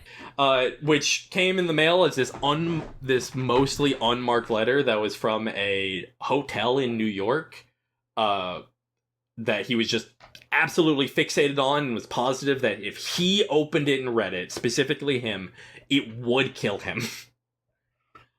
He ended up having Tessa read it and summarize it for him. It was some sort of message about the downfall of Western civilization, apparently, and it included various die messages, as Phil would call them.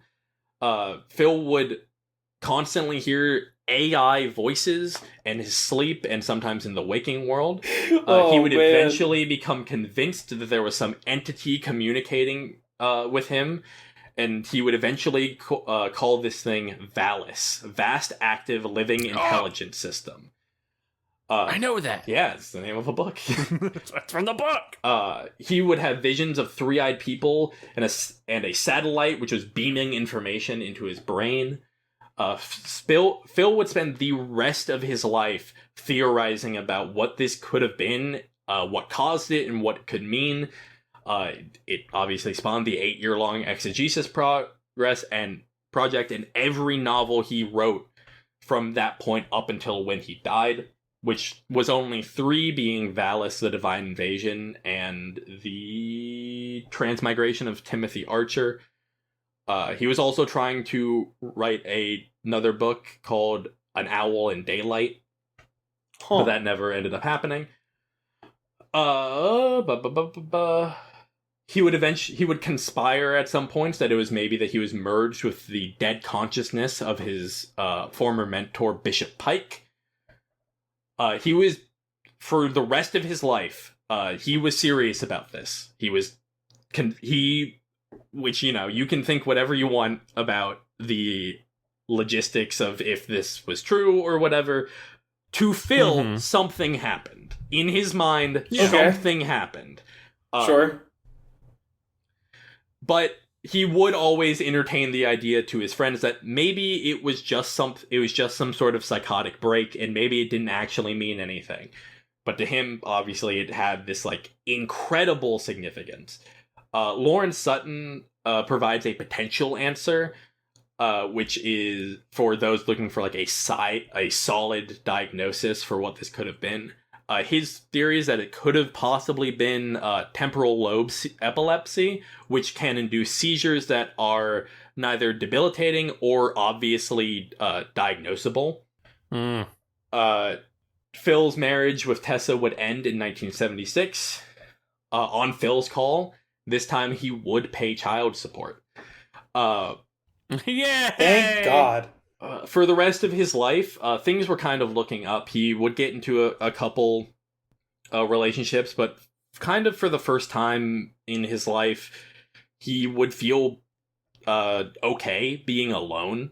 That's nice.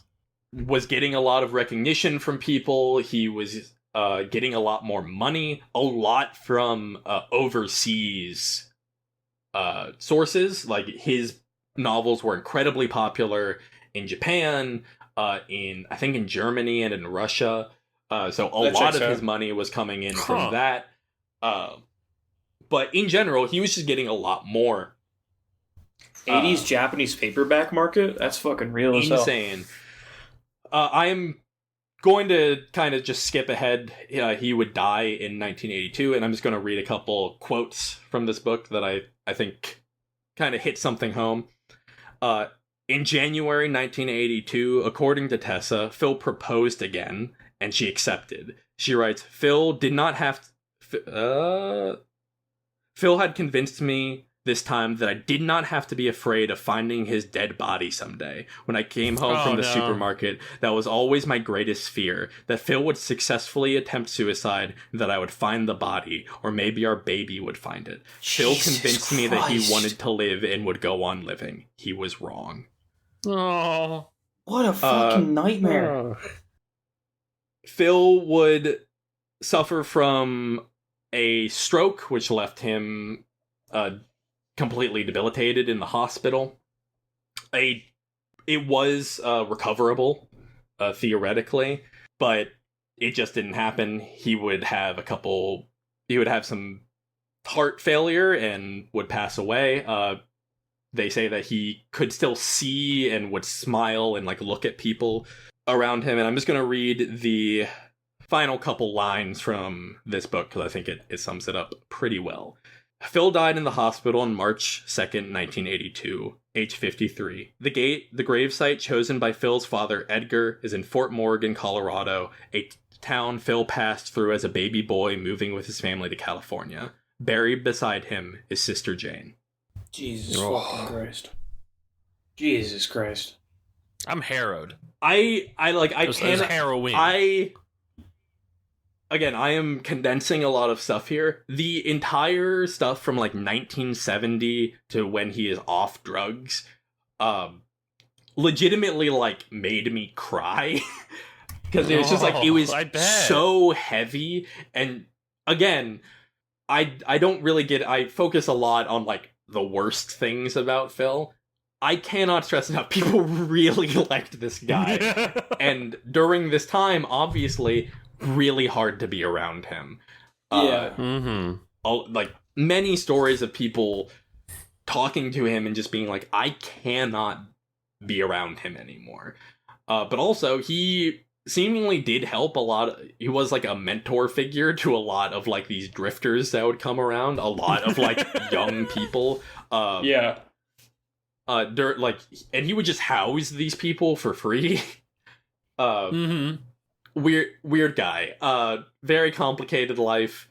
What a devastating life. Yeah, it's really it's kind of crazy. I got some fucking water in the corner of my eyes. Shit.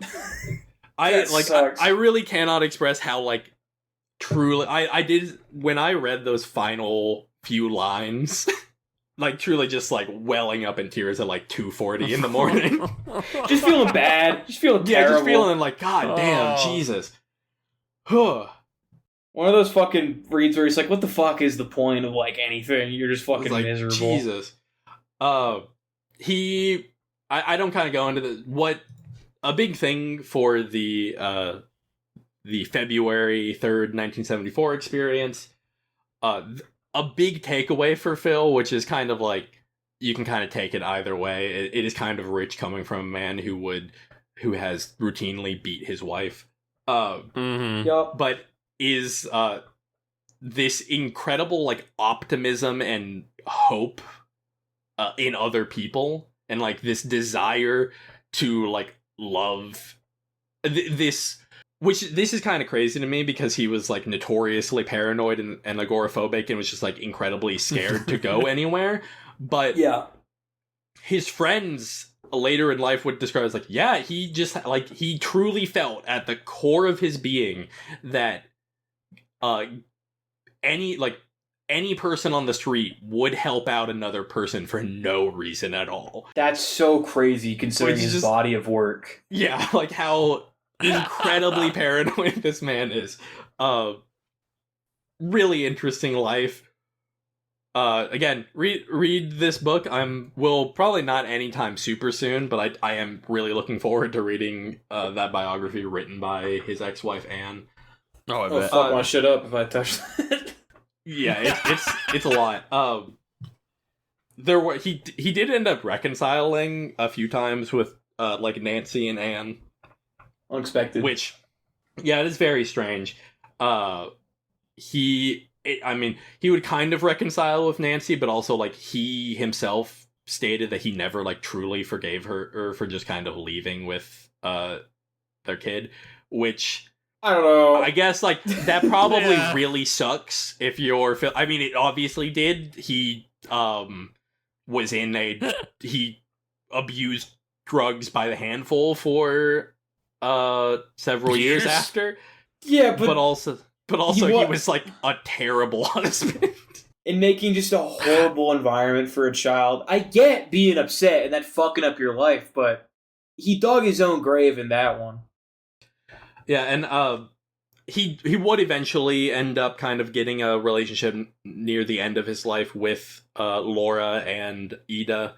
Was kind of weird about like money for them, which is kind of like he would randomly send them money, but whenever they asked for money, he would get like really weird about it. God, what's his problem, just, like, man? I don't know. It's really funny to me. What the fuck?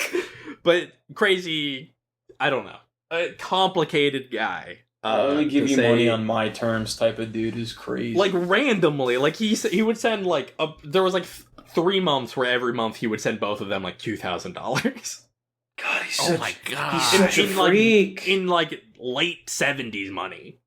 Yeah, that's like the time when you were like, I don't have to work for like half a year. Yeah, like that's in the 70s. A lot of money. You're just he's such a freak. God damn. Oh, fuck. Are you ready for the summary of what happens at the end of this book. No! I'm real curious how this is gonna go because It's difficult, but I kind of, I don't know. I don't know how you summarize this, man. This shit was I'm leaving out a lot, but also a lot. I don't know. You'll get it. McCarthy and Frink use the Wyndham Extortion Fund to get their jewelry business off the ground, and they set their sights on American artistic handicrafts, being their first customer. They send McCarthy in so Chillidan doesn't recognize Frink. Frink is daydreaming and getting his wife back.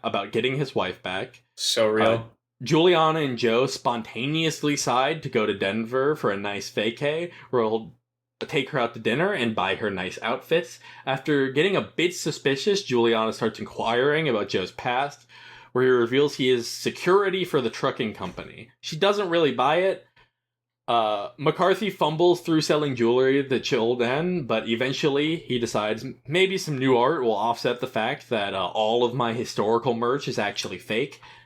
He agrees to keep some around, and if they sell, they sell. If they get stolen, that sucks. Because they're on conscription. Yeah. Not a great deal for Evil. them. Baines is anxious about the arrival of General Yatabe, and has been worrying for 2 whole weeks. Like destroying his stomach out of stress. It's pretty funny. He goes to buy some pants, and the clerk notices a picture of his daughter, and they realize that both their daughters' names are Martha. And Baines is told to return tomorrow for an update on Yatabe. Joe notices Juliana is real interested in The Grasshopper Lies Heavy, and he suggests visiting the author, Abensons? I couldn't tell you. Abendsons? I couldn't tell you. Abendsons. There's I'm going to go syllables. Abendsons. Abenson sounds right. Yeah. Suggests visiting their house. Joe is a fascist. Tagami consults the I Ching, which says God appears in the signs of the arousing, thunder and lightning. Sounds, he involuntarily puts his fingers up to cover his ear. Ha ha, hoo hoo, great bursts that made him wince and blink. Lizard scurries and tigers roar, and out comes God himself. This worries him, but he gets a call from Yatabe and then calls Baines to meet them both. Baines decides if he's in for a penny, he's in for a pound. Based. Hugo Rice finds Cruz waiting for him. Cruz informs us and Rice that Baines is actually the spy Rudolf Wagner. Crazy. They want to stop him, but they worry about interfering in Japanese-controlled territory. Goebbels, the new chancellor, demands Rice work with the local German authority to detain Baines. Rice contemplates stalling just to spite von Meer.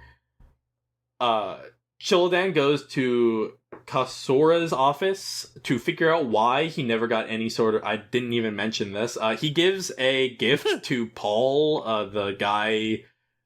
I love that so much. He gives a gift to Paul to give to his wife. Crazy! So that his wife would fall for Chillidan. And it's the jewelry that Frink made. Yes. Like, that's the... What's his problem, guys? What is his problem? What the fuck? Paul and his wife are the couple that Chillidan goes to dinner with in the previous reading. It, like, fucks up so fucks bad. up Yeah. so bad. Paul saw through this whole ruse, but tells Chillidan he kept the piece of art because it has Wu, an aura suggesting the Chinese path of serenity. He suggests mass production in some sort of fucked up test to see if Chillidan doesn't respect American art.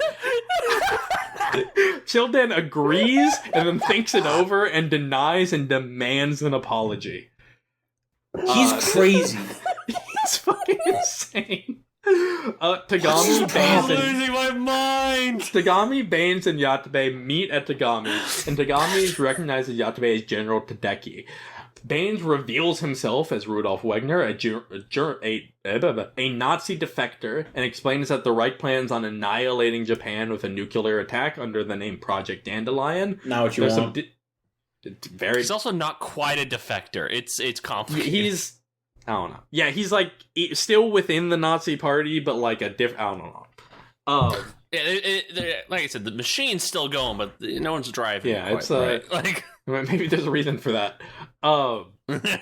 There's some disagreement within the Nazi party, but Goebbels, the new chancellor, is for Project Dandelion. Crazy. I'm also relatively certain it's Goebbels, not Goebbels. Like it's spelt Goebbels, but I've only heard it people say Goebbels. Fuck, really? Goebbels. I don't know. He's a Nazi. Who cares? Unless I'm thinking of a different Nazi, I'm pretty sure it's pronounced Goebbels. Oh, I'm sorry. Do you want to? Are you trying to disrespect this Nazi right now, dude? If we just talk to him, we could change his mind. It might be true. Frink and McCarthy have a sobering convo about the future of the business. Where Frink is like, dude, you suck as a salesman. Terrible. Frink is convinced it's probably just not the best idea to continue. He steps outside for a cigarette break when he is apprehended by 2 officers for this shit he may or may not... He did to children. I thought he didn't do it in the initial thing, but it seems like he just did that. I thought he was being arrested for the crime of being a Jew. And that's also true, but it is because it is started because of the Childan thing. Yes. Right, okay. Yeah, that is what it is, yeah. It is a little unclear what's actually going on. It doesn't really matter. He is being apprehended because he's a Jew, and they can do whatever they want to him because of that. Tagami is told that 2 SD commandos sent by Rice have arrived. He pulls out the revolver that he bought from Childan and declares that he will kill them if they come through. He does, and it sends him in. I fucking love him. And this sends him into like a psychological and philosophical tailspin. Loses his mind. Juliana goes shopping with Joe, who is fucking pissed the entire time. So mad. Joe gets a haircut, and it turns out he's blonde and just dyes his hair black. They go to a hotel, and she asks, "Hey, how long are we going to be in town?" Joe says a night, and Juliana asks why they're in such a rush before realizing Joe might be lying about who he is. No. He threatens to kill her and eventually reveals he's a Nazi assassin sent to kill Benson. And he was going to use Juliana as a ploy to get into his house by playing into Benson's taste in women. She goes to the bathroom and contemplates slitting her own wrists, but instead stabs Joe in the throat with a razor. They have a bit of a weird conversation, and then she leaves, stays at a motel, consults the I Ching, and interprets the message as needing to meet Abinson. She calls the house and talks to Mrs. Abinson, and is kind of weirdly vague about the whole interaction. But basically warns them, hey, some Nazis are probably trying to kill your husband. And then Mrs. Abinson is like, hey, you're welcome to come. Come on, join the fun. Tagami has a bad time and tries to turn back in the murder weapon to Childan, who refuses, but offers a piece of Ed Frank jewelry for his troubles. Tagami chooses a triangle. Tagami looks over the piece and steps outside, only to realize he is suddenly in a parallel reality. He's kind of worried about this for a moment, and then he holds the piece again and is transported back to, the reality that he is normally in. He heads back to his office, where Rice is there and kind of apologizes for the officer thing, and then asks to be forgiven. During this time, Tagami is handed some papers, including an extradition order for Frink, which he refuses to sign. And then Frink is surprised that he is released, and he just heads back to the shop. Baines returns to Germany and contemplates if he did the right thing. He is contacted by a group saying they're of Heydrich, I don't know, a Nazi who supports what Baines did. And tells him to come with them. Baines agrees, not really knowing if they are actually who they say they are, or if he's going to get murdered. But he is kind of resolute in his actions. He is happy that he warned the Japanese about this. Juliana checks the news to see that they have truly no idea who she is, but they did find Joe's body. She drives to Abinson's house, where she sees that it is not some heavily fortified fortress, but a normal house. After some pressing, Abington reveals that he wrote it because the I Ching told him to, but he cannot ask it why it told him to do so. And not just like it told him to write a book, it like gave him the characters and the events somehow. Yeah, it guided him through it. Yeah. It's kind of awesome. It's kind of incredible. She consults his copy of the I Ching herself and finds out that what he wrote is true in some way. And she leaves. I love that. She leaves weirdly satisfied. And then the book ends. What the fuck? I couldn't believe it, man. I could not believe that's where it stopped. The entire time I was reading the last, 2 chapters, I was like, what's going on? It's so maddening. Literally. How is losing my this mind. going to... I am shocked. I mean, I'm not shocked because it's a really good book. Yeah. No, it's great. But I am shocked that this is, one of his most well-regarded books. Right? Because it just feels so, anti what people normally look for out of a novel. Yeah. 100%.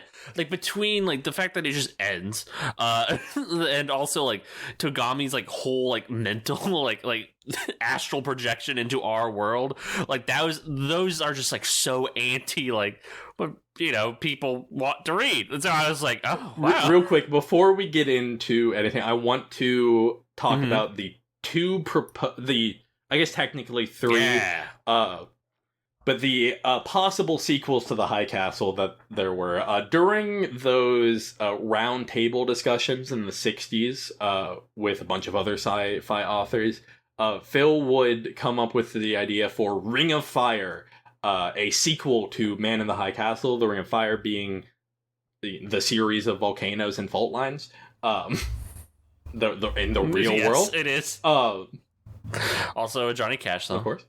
Crazy. Ring of Fire would follow a new society called Amerasia.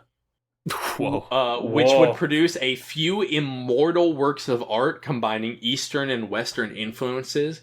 Then it would all be destroyed at the end of the novel, which would end with the start of World War III. Wow.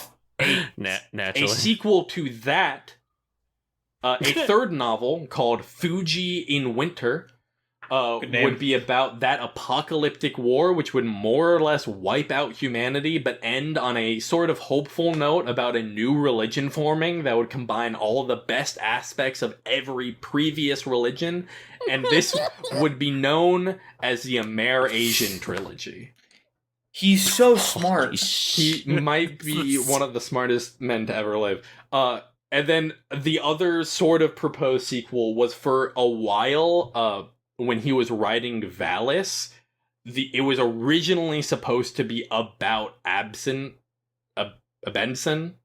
Oh. It was supposed to be him explaining why he dealing with the fact that he wrote The Grasshopper Lies Heavy. This is not what Valis is about even a little bit, but I just think that's really interesting. Just I don't know. You guys, what thoughts do you guys have about the end, all of what we read of the end of this novel? So much. There's so much. It's good. It's so good. It's really good. I had mentioned last episode my anxiety because I was like, the bomb is gonna drop any minute now. So again, hitting the end point, the bomb didn't drop. Like what? Somehow nothing happened and everything happened at the same time. Exactly. Yeah, I love the author. He's such a funny fucker. I'm like, oh, this is Philip K. Dick writing himself, obviously, in a way that I think is very entertaining. And the Tagomi Vision Quest is really the highlight for me. Not Vision Quest, but he's altered state of whatever's going on there. Did you look up that highway he's talking about? No. That was a real thing in San Francisco. Oh. I looked it up. It was widely hated since it had been like it was start getting built in the 50s. It gets demolished in 89 after the earthquake, and the mayor of San Francisco was like, we would be foolish to let this opportunity pass to not get rid of this thing. That's fucking awesome. This is a massive double-decker highway that everyone hated. So when the guy's like, yeah, you know, you're lucky not to see it, like that's Philip K. Dick being a guy in San Francisco being like, I fucking hate this thing. That's awesome. It's really funny. Yeah, I loved it. I had a great time. This book is fantastic. The Paul stuff, when he's explaining Woo, and he's like, yeah, this is a piece of shit. He has a line, I highlighted it, and I learned I could write notes on my highlights in my e-reader. Yes. So I wrote a note on that, because I didn't take notes again. No, not Neil Stephenson. Go away. Go away, Neil Stephenson. Oh, my God. I hate touchscreens. I am... It crashed. Sick. I am, like, sitting back and thinking about this book, and I can't help but compare it to another sci-fi book that I read last year was 2020. I did read it last year. Hyperion, where like textually not comparable, but both end really openly, but in a way that I feel very satisfied by. I look at the text and all that was presented to me, and there could have been this like grandiose ending about something larger, something big, some meaning. But I don't know. I think there's so much good in how understated the ending is of like this simple conversation, yes, and there's this large reveal, and you just leave satisfied. That's so strong. Yeah, it's like it is kind of crazy though. Like it is like this really understated ending, but it also does literally end with everything anybody knows about this world is fundamentally false. I love that. Like that's crazy. What do you do with that? What do you do with that information? Yeah. Do either of you care about Hyperion spoilers? I go for it. Yeah, go for it. Okay, cool. At the end of Hyperion, you are given all of the backstories of the characters, and you get their setup and how they're connected to the Shrike, the fucked up, evil, time-traveling demon creature in the story. And it ends, and you never meet the Shrike! And... that rules. It's the best! I know! Like, you see him in the flashbacks and shit, and he's, like, doing shit because he's in all these stories. But in the present, you never meet him, and I will never read those sequel books, because that's the best ending ever. To set up all that shit and just make you think and go, like, nah. Yeah, you don't need that. You don't need any more after that. You got it. Yeah, you got it. Think about it. Pontificate. And I don't love that Philip K. Dick died when he did. It was so tragic. Terrible. Like, and I think he left this, like, really beautiful, open piece of work that almost speaks really well to his body of work and him as a person, as just, like, I don't know, there is no satisfying ending. You just live life, and sometimes good things happen, and a lot of bad things happen. And they're, like, this book is just small stories about a lot of bad things happening, but sometimes you have a nice meal with your buddy. Like, that's great. That's awesome. Yeah, it's like, I think... No, you can go, James. My biggest critique, I do have them. My biggest critique is Julianne, especially in the second half of this book. Yeah,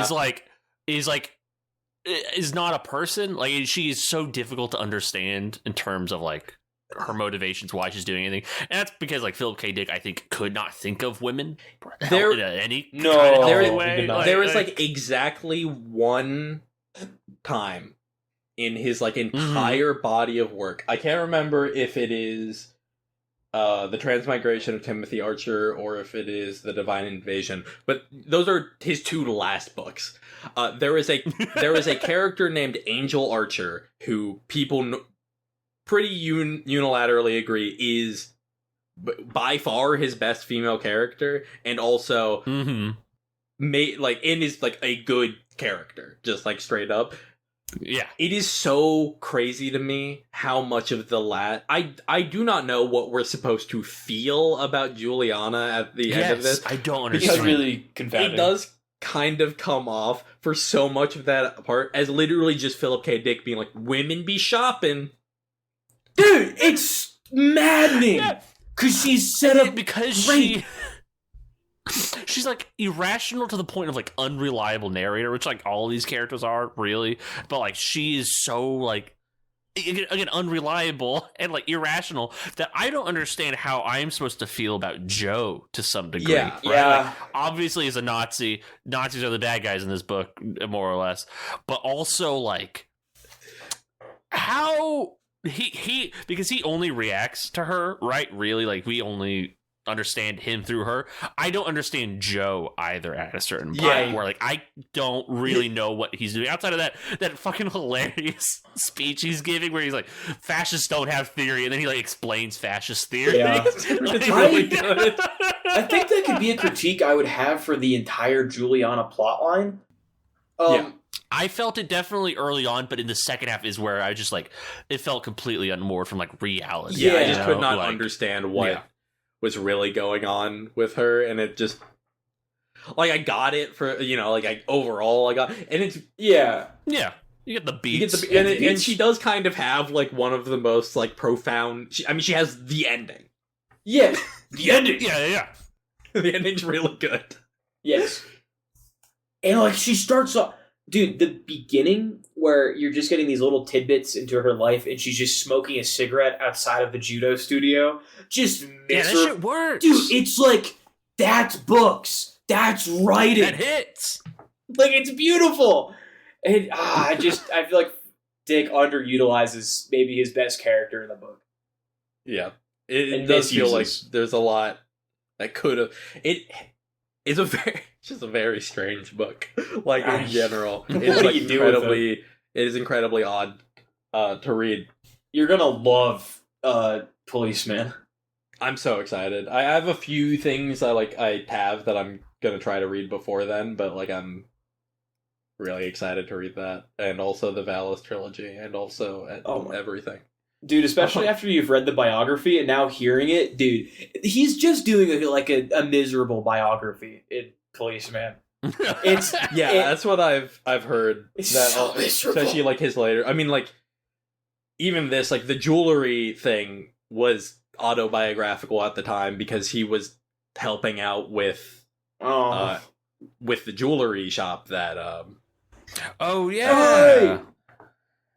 which is it's just crazy. Know what you're write what you know. And sometimes what you know is like just really fucking hating your wife to support you no matter what. Apparently, it's bizarre.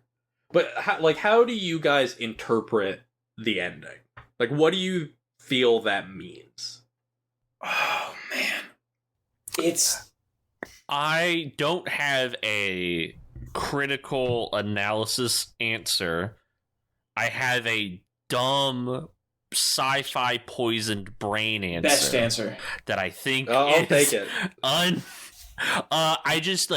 think actually I guess it maybe is a little bit more of a metaphorical.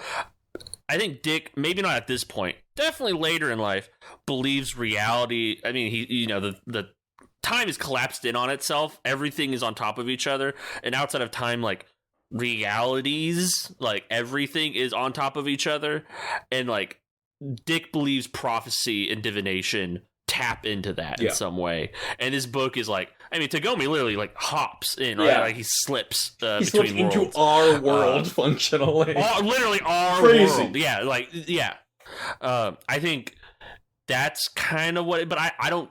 That is not a reading or a tool or a way of thinking that I find particularly satisfying when applied to the rest of the book. I think that's why I'm apprehensive about this answer. Is I just don't like it very much. But I do think that's like part of what Dick's. I think that's what Dick is thinking about or like considering at this point. I'm very fixated on the end where the I Ching is. Do we agree on I Ching or I Ching? I I Ching for this recording, I Ching for last episode. Decently confident it is the I Ching. Okay. If I am wrong, sounds better. I will happily. If somebody tells me, I have heard other people say the I Ching. Okay. Who have like used it and studied it before, so like I am fairly confident, the but I truly have no idea. the thing that the I Ching mentions about, in some way, their world being incorrect by nature of the Nazis losing World War II being incorrect, I am so stuck on that. That means something. That means something, and it just is not... I mean, it kind of... It echoes that thing that Seth mentioned that Dick's friends would say of, like, he fundamentally believed that the world is good on some level. And it's like, you can kind of see, like, the Nazis winning is incorrect because the world is good and would never let the Nazis win. Yeah, and right? Like, I think there's something there. I have a significantly more pessimistic view of what this meant, but like continue. I'll explain it later. In my brain, I'm totally. like, there is this reality, and there is like, at least in the very narrow confines of what we see in this book, there are the two realities: the one that Tagami like shifts into temporarily, and the one that the novel takes place in.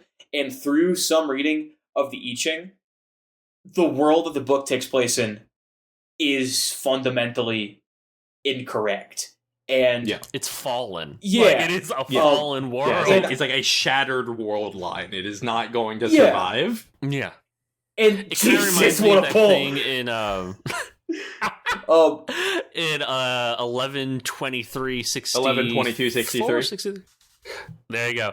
The ending of that, where like going back in time is damaging the world. Like, it's creating all these parallel worlds, and it's like damaging the people who like live between these worlds and stuff, and like is killing the Earth.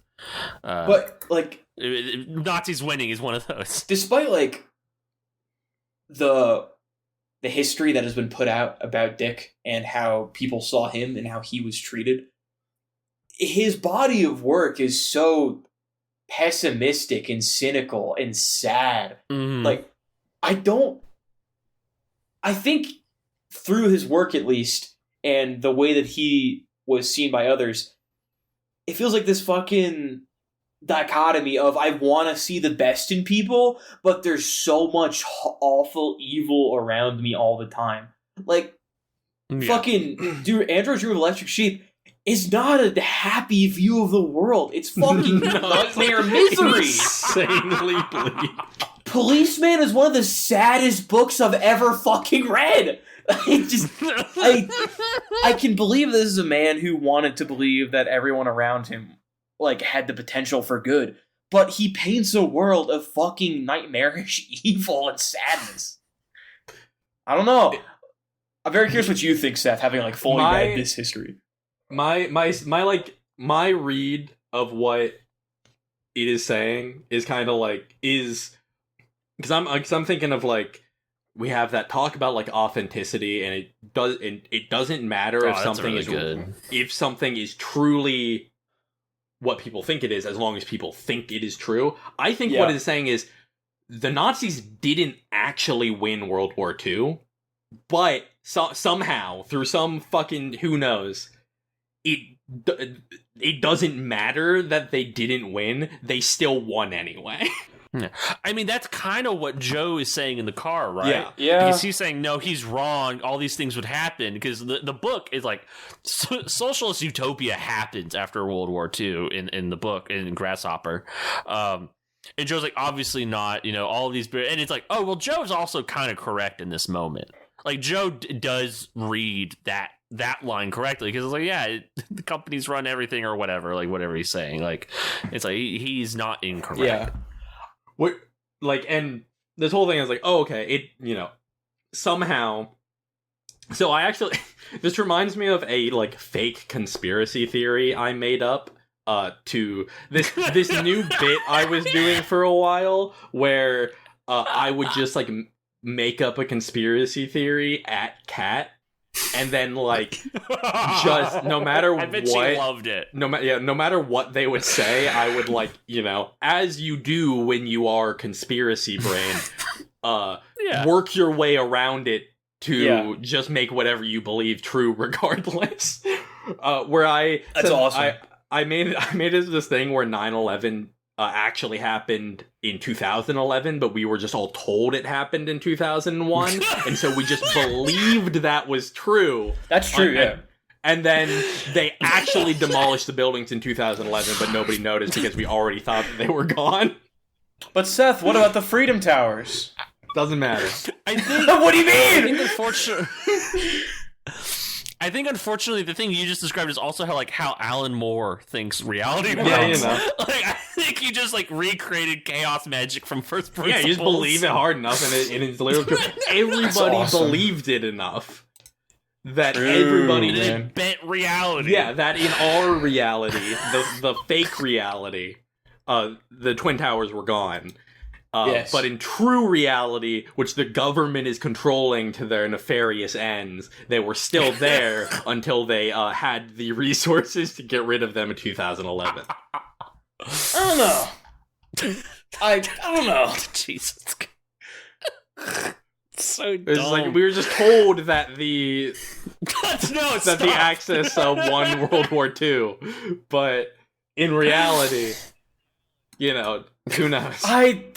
I don't know, man. I feel like there's not enough textual evidence for that. I'm mostly basing this off that as the authenticity thing, where it's like sure. It doesn't matter if this is true. If this is truly the way this thing is, if enough people believe that this is true, then it is. I just like being really cynical about America and the idea that they just completely that even after winning World War II, they would just roll over to Nazi supremacy, which is kind of what is happening in real life. I mean, I want to be real. I kept thinking about all the things that were happening in the Eastern United States and the fucking Western United States in this book. And I'm like, damn, this was just kind of the reality for a lot of people that came back from fighting World War II. You were a black soldier in World War II. You come back to a place that still hates you. I think about Harry Belafonte dying hateful and angry because he just could make no change whatsoever, and black people were still killed in the streets by police. I don't know. This paints a hateful world, but a hateful world is based on a world we live in. It just is fucking sad. I don't know. I do think it ends on a kind of hopeful note that people are changing regardless and are somewhat changing for the better, seemingly. It does. I was going to say, it does feel like the book ends at a point where the gears are in motion. Germany is seemingly collapsing in on itself, as you keep hearing with Goebbels in command. It doesn't seem like that's going to stop it. Japan is aware they're about to get nuked to hell, so they can possibly stop that from happening. It does feel the wheel is turning just very slowly at this point. On the interpersonal level, Tagami chooses not to kill Frank. Yeah. Which is that. Yeah, he pardons him. He pardons him completely, which is crazy move. Just a crazy move. Just a crazy thing to happen in this book. Seemingly done out of rage. Yeah, just spite. Fuck you, dude. Fuck you. Fuck you and your Nazi horseshit. He literally looks like these Nazi assholes. I can't think that's improper. It's great. It's awesome. So I love him just continually thinking that's improper and then just saying, "You schmuck idiot! You fucking bastard! Fuck you!" He's I'm so sorry for my outburst. I believe he uses the phrase chicken shit at one point. That's what it was. It's so good. Awesome. He's that's chicken shit and you know it. I love that so much. This book is... I really like Tagomi. This book, Tagomi's good. There was that crazy bit where he's just fucking rattling off slurs. I was like, whoa. Tagomi, calm down. On, bro. Come on. I still think... pulling at your collar a little bit. Yeah. Ugh. Bro, please. I still think after having finished the book, my favorite scene is still Tagomi giving Baines the Mickey Mouse watch. I'm always thinking about that scene. My favorite, it might be the dinner, the chill Dan dinner, the least chill dinner. But yeah, the Mickey Mouse watch is so funny. You bringing it up. The Phil, I can't remember his name. You just said I can't remember. It doesn't matter. The Nazi spy Baines. The authenticity. Baines. Rudolph Wagner. Yeah. Let's go, I'm going to call him Baines. Baines, the thing you were talking about, the authenticity speech that they do, that also is echoed in Baines, who, unless he was lying about it, which I think he might, this was something I think about, he might be lying about this, but he might not I didn't think about this. that the authenticity thing. He is a Jewish man pretending to be a German who is then in a splinter cell in the Nazi party trying to like stop the Nazi party's ends, basically. Yes. Like, he is to his bones inauthentic to some degree. Again, even if the Jewish thing is a lie, which again I think it might be. It's unclear. He never. Doesn't think on it that hard. It's a lie. But like, it could be a lie. Like, there's no big dog's getting sinus headaches, man. That's all us. The only time it comes up is that first argument, and then afterwards when he's like, "Oh, they're gonna think I'm not Swiss." It's not that he's because he's Jewish or whatever. It's because he's German and he's pretending to be Swiss. Like, that's the twist there. I don't know. I think it could go either way, and the book doesn't tell you, and I think that's for the best. I think that's more interesting. I'm weird book. There's a lot going on. Weird book. That's my take on the novel. Is that there's a lot going on, much to think about. Even you could say much to consider. Think about. I'm really happy that it went over so well. I like legit, as I was like reading, I was like, I could literally. We're not going to do this, and we're not actually. Obviously, we're not really going to consider the idea. But I was like, what if we just went through every Philip K. Dick novel? No, bro, absolutely not. That's our other show, Getting Dick Down. You finally came up with a good name. Yeah, thank you. Full dick also. That's it. Yeah. See, we got there. many. Cut this from the podcast. We can't have anybody stealing that. If you motherfuckers even think about it. Oh. If I see one podcast called Getting Dick Down on Spotify, it's fucking on site, I swear. It's over. I bet it exists. I'm certain it's already there. Any more thoughts from you two? I think I'm theoretically there's probably it's pretty more, gay, I guess. Whatever. Did either of you read did either of you get around to reading that essay? I looked for the book at my... I did not. I forgot. I was having trouble finding the essay. It's just kind of interesting. I don't think there's much that we could really like. Can you say the title? Yeah, so hold on. people Let me know what we're talking about? Because I don't remember the title. Let me get the book. Oh, I hit my mic. No. Nazism and the High Castle from 1964. There it is. Good. I read it in The Shifting Realities of Philip K. Dick's Selected Literary and Philosophical Writings, edited and with introduction by Lauren Sutton. I went looking for that at my local used bookstore, which I like very much. But they just had no Philip K. Dick in because they were like, he's one of those authors that just never has stock because people always buy it. Oh, yeah, sorry. I am one of those people at my local used bookstore where I will just go in, and if they have any Philip K. Dick that I do not own, I just grab it. Listen, I do that with Malazan volumes. I do that with fucking Ray Bradbury. I get it. He's just like, I'm getting this. And I have amassed a pretty decent collection at this point because of it. Did you know Ray Bradbury has a dinosaur short story collection? He has a short story collection for everything. I would believe you could tell me anything. I would believe insanity. What a sick man. But I think that is it. Yeah, whatever, man. I have a secret bit that I spent an amount of time at work that if my employer found out, they would be very upset with me. I think. Awesome, man.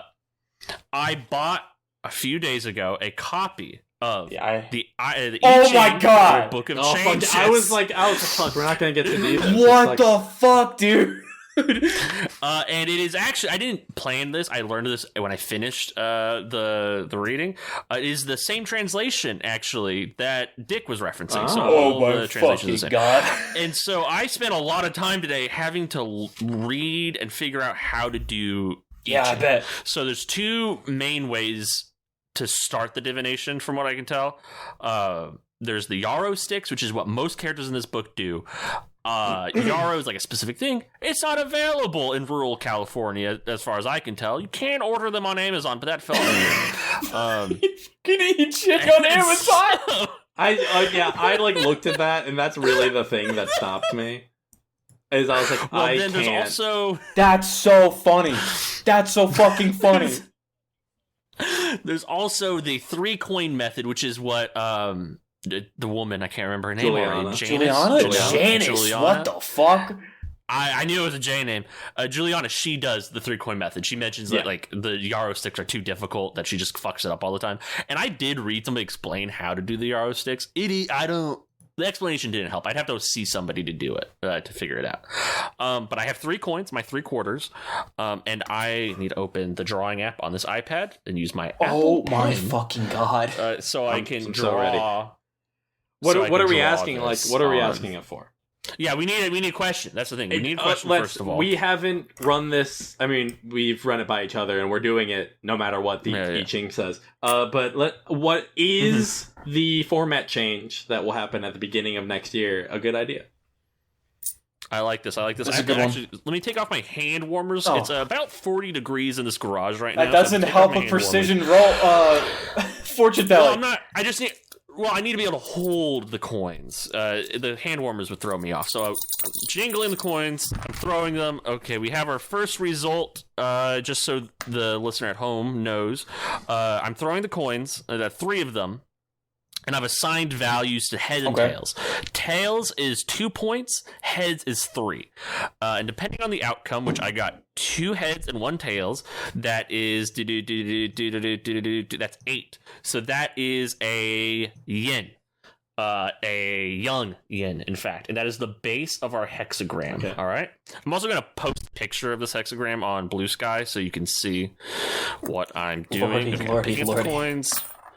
I'm throwing it 2 tails, 1 head. That is 4, 7. That is a young yang I'm drawing. Okay. I have to do this 4 more times. Okay.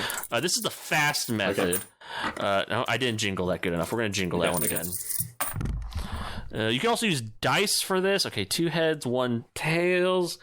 You can use dice for this. I didn't. That felt wrong. That felt weird. Fair. So I decided not to use dice. I picked American currency instead. I actually want to use half. Oh, fuck. I dropped that one. It's fine. We're going to count it. I was going to use $50, 2 tails, 1 head. I was going to use $50, but I don't know where my collection is right now because I'm not in my home, guy. More or less. Okay, we got another young yang. We have no old yins or yangs. We might get a pretty simple prophecy today. I was kind of worried we were going to... It's complicated. I had to write a whole cheat sheet to explain how to do this to myself because I knew I was going to forget. Tweaking out. 2 tails, 1 head again. God damn. We are at 7. If anybody, if I'm doing this wrong, please let me know. I taught myself in an afternoon, so okay, that's another 7. So we're gonna do that. So we don't have to do any. Okay. Here's an explanation. There's something to say in the book where if they get an old yin or yang, they have to then consult the book further. That pulls in another line of the prophecy, more or less. We don't have to do that because I only got young yins and yangs. So it's going to be a pretty simple prophecy. I do still have to invert the prophecy, I believe. Do I? No, I didn't get any old lines. Never mind. I don't. So we're getting a very simple prophecy today. So let me consult. Let me consult the you are tweaking out right now. Index of hexagrams from the back of this book. 3 solid lines up top. Ooh, so we got sung number 6. Page, is that page 28? Page 28. Oh, it has it right there. Okay, cool. Okay. The forward of this book is insane. It's got like 3 different introductions. Carl Jung has a part of it. Yeah, I mean, it makes sense. Okay. All right. So here's the judgment. Sung/conflict. That is what this hexagram translates out to. Conflict. You are sincere and are being obstructed. A cautious halt halfway begins good fortune. Going through to the end brings misfortune It furthers one to see the great man. It does not further one to cross the great water. So that is our reading. That's what the I Ching says. That's what the Oracle says. Huh. Yeah, that's worrisome. Okay. Yeah. So interpret that as well. I'm actually kind of, so there's a podcast I listen to sometimes called Overdue. It's a fine book podcast. Go listen to it. They're much bigger than us. They don't need you. We need you. But go over there and tell them to listen to us. True. Exactly, that'll work. They do live streams. Pester them on their live stream. Harass them. Don't do that unless you feel it in your heart. Unless you believe it to be true. Don't bother people, but maybe bring us up if you believe in our project. If you really want to, man. I'm bringing up Overdue because they have their format is one of them reads the book, explains it to the other, and they go back and forth every week. One person, that's the way it works. One week, one of the guys had to read The Secret. And he still references it. He doesn't believe in The Secret. He thinks it's horseshit and bad for people. But it's it's like a radicalizing text that has altered the way he thinks. So he brings it up every once in a while. Awesome. He's like, this is how it works in The Secret. I think the I Ching is going to be that for me. That's because I was reading some of these pieces and I'm like, oh, this is interesting. You can't become a fortune guy. We'll have to kill you. I don't know if I'll be a fortune guy. I think I'm going to become a Taoist. Yeah, I think we're just No! all going to get really into Taoism. I think we're just going to do it. I don't know. The Tao is... I think The fucking Tao is off balance, bro. I'm not about that life. I'm gonna get into it, but yeah, that's. Oh, also the copy I bought was $20 on Amazon. You buy it if you want. It has the worst slipcover I've ever seen in my life. I threw it away. Awesome. It came broken, and it was wrapped in plastic and then padded. Oh, yes. So I don't know how it was damaged. Yeah, I don't know how it was damaged, but it was a new copy, a new to me copy. I just threw it away. It was printer paper. Next almost. level. It was awful. So that is that. Are we announcing what we're doing next? I can't remember how this minis. I don't think we normally announce the minis, but I think we should. Oh. I think we should. I think it's probably we know the all best. of them. Exactly. We know all of them, and I think it'll help the listener to follow along. So, as is tradition, early January, maybe a little later this year because of moving, we will release our Oops All Movies special, where we each pick 2 movies from our top 10 this year, and we make each other watch them, and we talk about it. It'll last 4 hours, and we'll die. It will be a great time. Apart. I really look forward to it. We're taking breaks this year, though. I think that'll help a lot. Yeah. And in the run-up, we always do several minis with either honorable mentions or something that connects back to our picks. So the idea is you, dear listener, could, if you spend enough time thinking about it, figure out what our Oops All Movies picks are going to be before we do them. My picks this year, for the minis, not the oops, my picks are, I have to pull up the name of one of them because Chloe's the one who gave it to me and I don't quite remember it. It looked really cool though. Okay, so Ren, you and I for the mini are going to watch hit DreamWorks film, The Bad Guys. That movie fucking rocks. We're going to have a great time. Okay. Seth, you and I, very different tone, are going to watch Edward Yang's Taipei Story. Oh my god, dude. Yeah, I'm excited. So that's my mini picks. Seth, what are yours? So, James, you and I will be watching hit film The Rats Are Coming, The Werewolves Are Here. I'm so surprised that's not a me and you film. That's very fair. And then Ren, you and I will be watching Terry Chu's wonderful indie flick Mango Shake. And I will looked this up and I'm very excited. I will find a way to probably get that to you, or unless you want to pay the $15, which I mean you could. He deserves your money. Are we not? Probably, more. Are we? Don't we watch them together? Sometimes we do. Sometimes it depends we don't. on you. I will. It will be difficult for me to do that this year. I'll tell you that, Ren. So you might have to watch The Bad Guys by yourself. Sorry. There's one. What are your picks? There's one movie we're gonna watch together this year. Oh, what is? Well, it's for my top 2, but so we'll get to it later. Okay, yeah, Yeah, but we'll talk Ren, about what it. movies are you having us watch? James, we're watching Weapons. Yes. Because I know you haven't seen it. Yeah, I'm excited. Actually, I've been wanting to watch it. I'm going to watch it with my partner, That's actually. It'll be That's a good going to work time. out great. It's My mom will like it also, probably. It's Seth. We were watching Trailer Park Boys Countdown to Liquor Day. Hell yeah. Curious. I might have seen this one. Oh, that's crazy! Really? I've seen a lot of Trailer Park Boys. Let me see. I'll happily rewatch it. This film... All the films are shot so beautifully. It's so fucked up. Oh, I'll believe you. The first two, I think, are shot really beautifully, and it weirds me out. I don't have this one logged, but I've seen Trailer Park Boys, the movie from 2006, and I feel like I've seen another one, but maybe I haven't. Who knows? Hell yeah. Hell yeah. Hells yeah. Good times. Good times.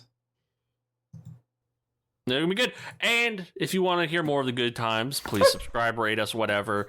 I haven't checked any of that. We are on YouTube as well. I have some really dumb ideas for some stuff I'm going to post over there, I think. Look forward to that. I think this episode will have a dumb thing. I have a YouTube Shorts idea. I'm very excited for it. Oh my god. Yeah, get ready for the daily YouTube Shorts I Ching reading. Yeah. Suicide. It'll be great. Oh my god. I could. Incoming.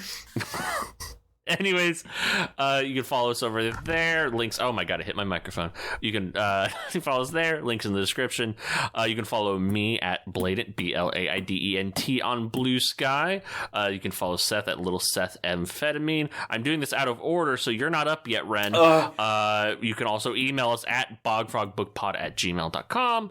And that is the show. Look forward to those minis when they start coming out. They are going to be weekly as well. I didn't mention that. So look forward to all of that fun. Ren, where can we find you? I threw it up. I need help changing my shirt. No, that's rough, buddy. Sorry. Bye. See ya. Bye.